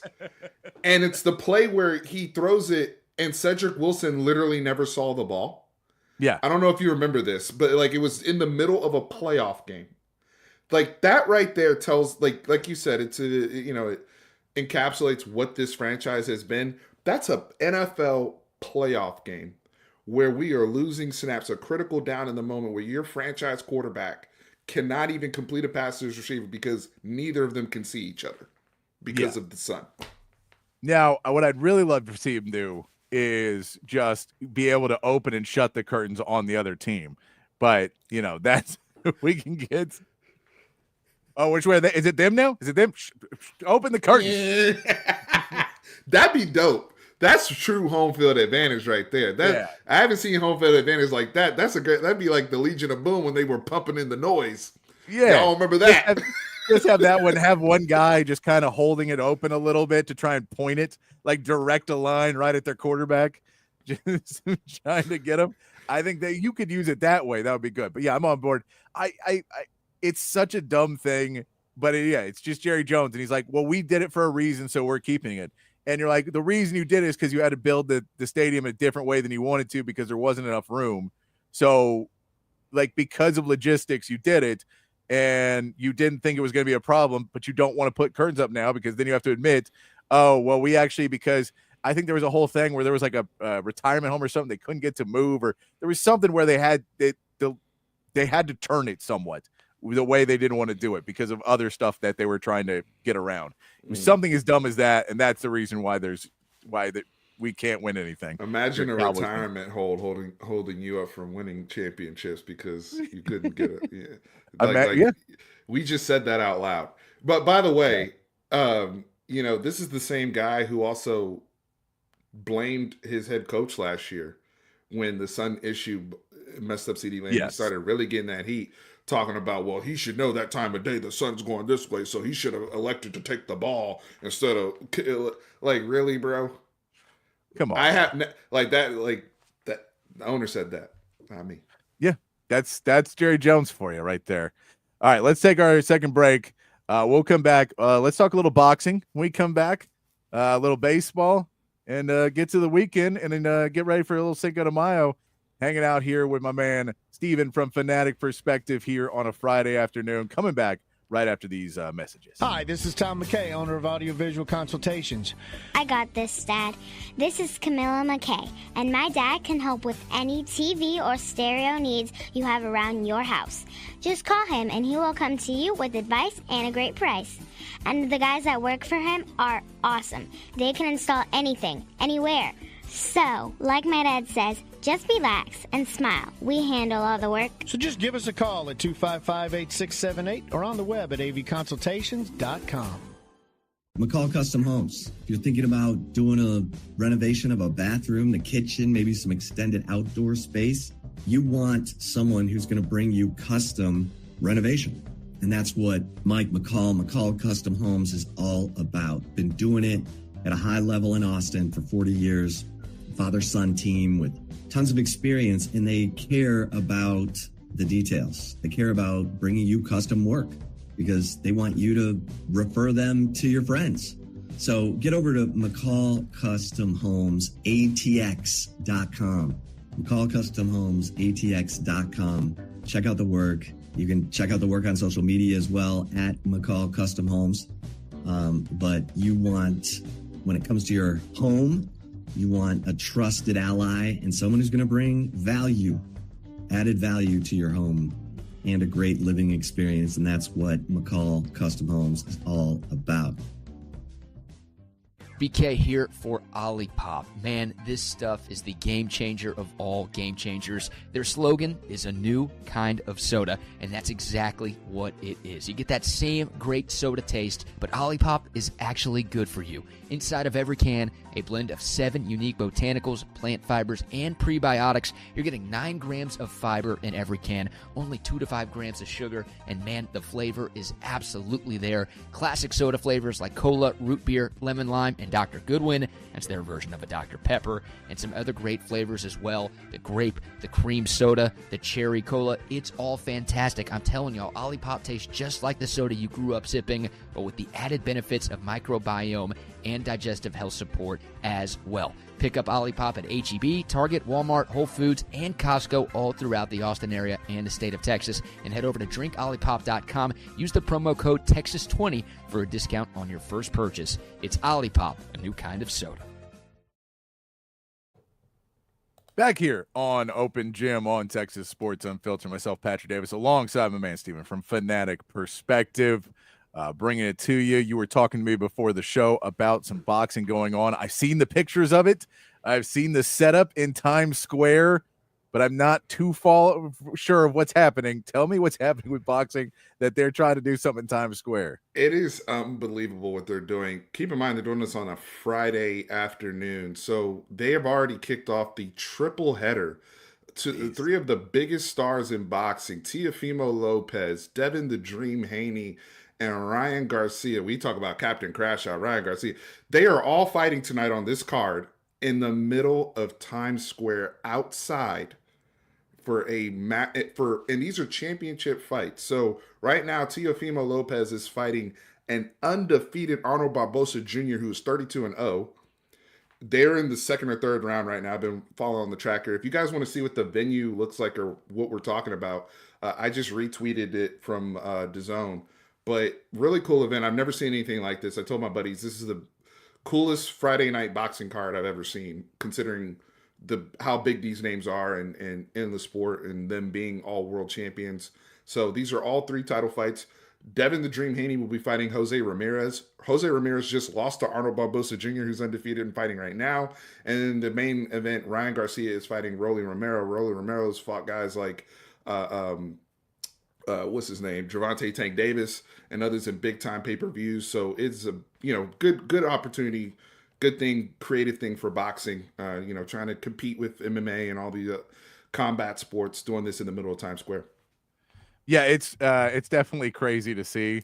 I'm trying to pull up an image of it real quick. But It's also weird growing up in a world where it's like competing with MMA, and you're like, yeah, I remember when MMA was trying to compete with boxing, right? And then now pro wrestling and MMA have just surpassed it so much. It is crazy to see how far they've gone. Here we go. There's some pictures of the ring there in Times Square. That's nuts. That is nuts, right? Literally in the middle of Times Square, they are hosting 3 championship bouts right now as we speak. Teofimo Lopez fighting Arnold Barbosa Jr. So just unbelievable stuff. And I mean, if I was just a New Yorker, I'd probably hate this a ton. But just being able to go out and see a boxing match, like, can you imagine if you work somewhere around there and you're like, what are they doing? Like, they're setting up a boxing match. Like, of course they are. Of course they are. New York. All right. They've always had to deal with a few things. Now I got to walk out and go see this. It's going to be I definitely, look, I'll probably try and catch highlights of it throughout. It's definitely worth catching highlights of for sure. And tomorrow night, this is a big boxing weekend. Typically is on Cinco de Mayo.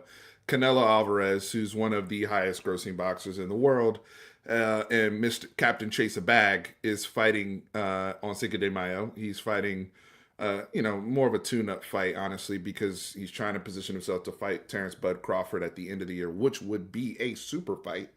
But he is fighting tomorrow in Saudi Arabia. So they love Cinco de Mayo over there. So a Mexican-born fighter is not fighting in Mexico. He's fighting in Saudi Arabia because they paid more. They pay money. They pay money. Just ask all them golfers. They got them big bags. Yeah, I mean, we'll see how much further the NBA leans into that when, hey, the NBA finals. Yeah, that's what it's going to be.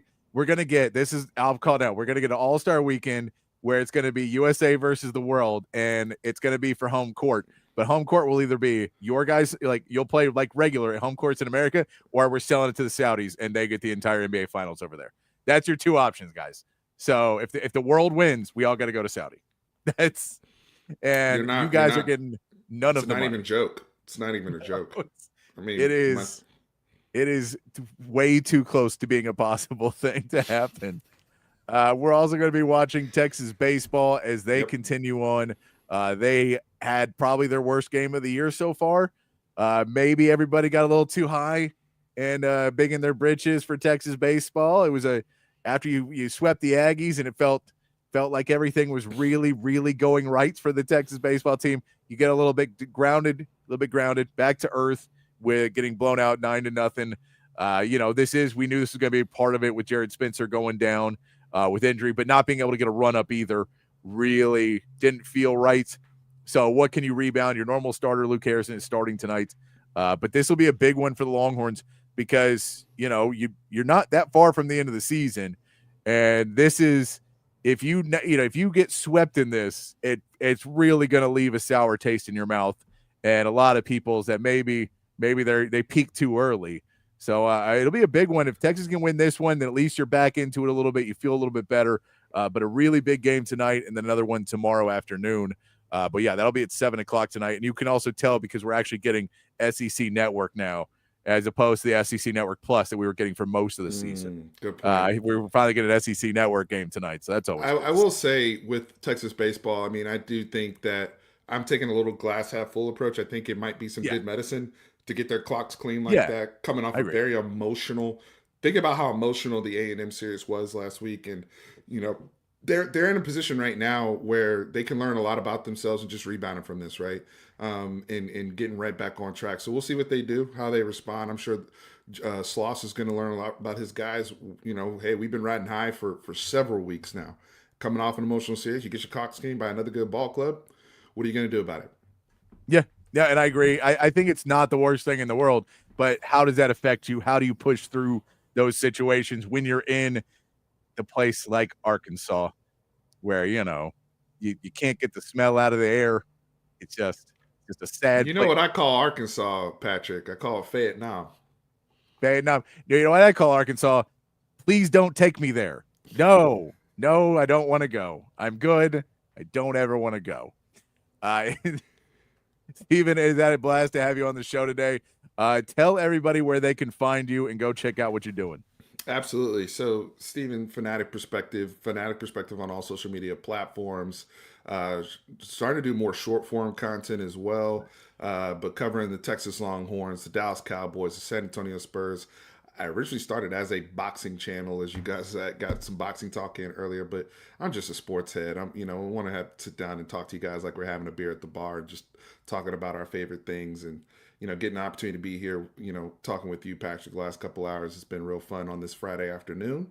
But yeah, follow me on all socials and, we'll be posting and talking about Arch, the Texas Longhorns, all your favorite topics over there as well. Love it. Love it. Go check them out. Always a pleasure to have you on the show. I hope you have a very good Cinco de Mayo weekend, indulging in whatever you want to indulge in and listening to lots of music that you wouldn't necessarily listen to all weekend long. Just go down and find somebody, find a construction site and turn on the jams, or go into any restaurant's kitchen and enjoy the jam. Jams for Cinco de Mayo. We'll be back on Monday. My man Matt will be back with me on Monday for Open Gym. But until then, be kind, be safe, keep your underwear clean, and we'll see you right back here on Monday for more from Open Gym.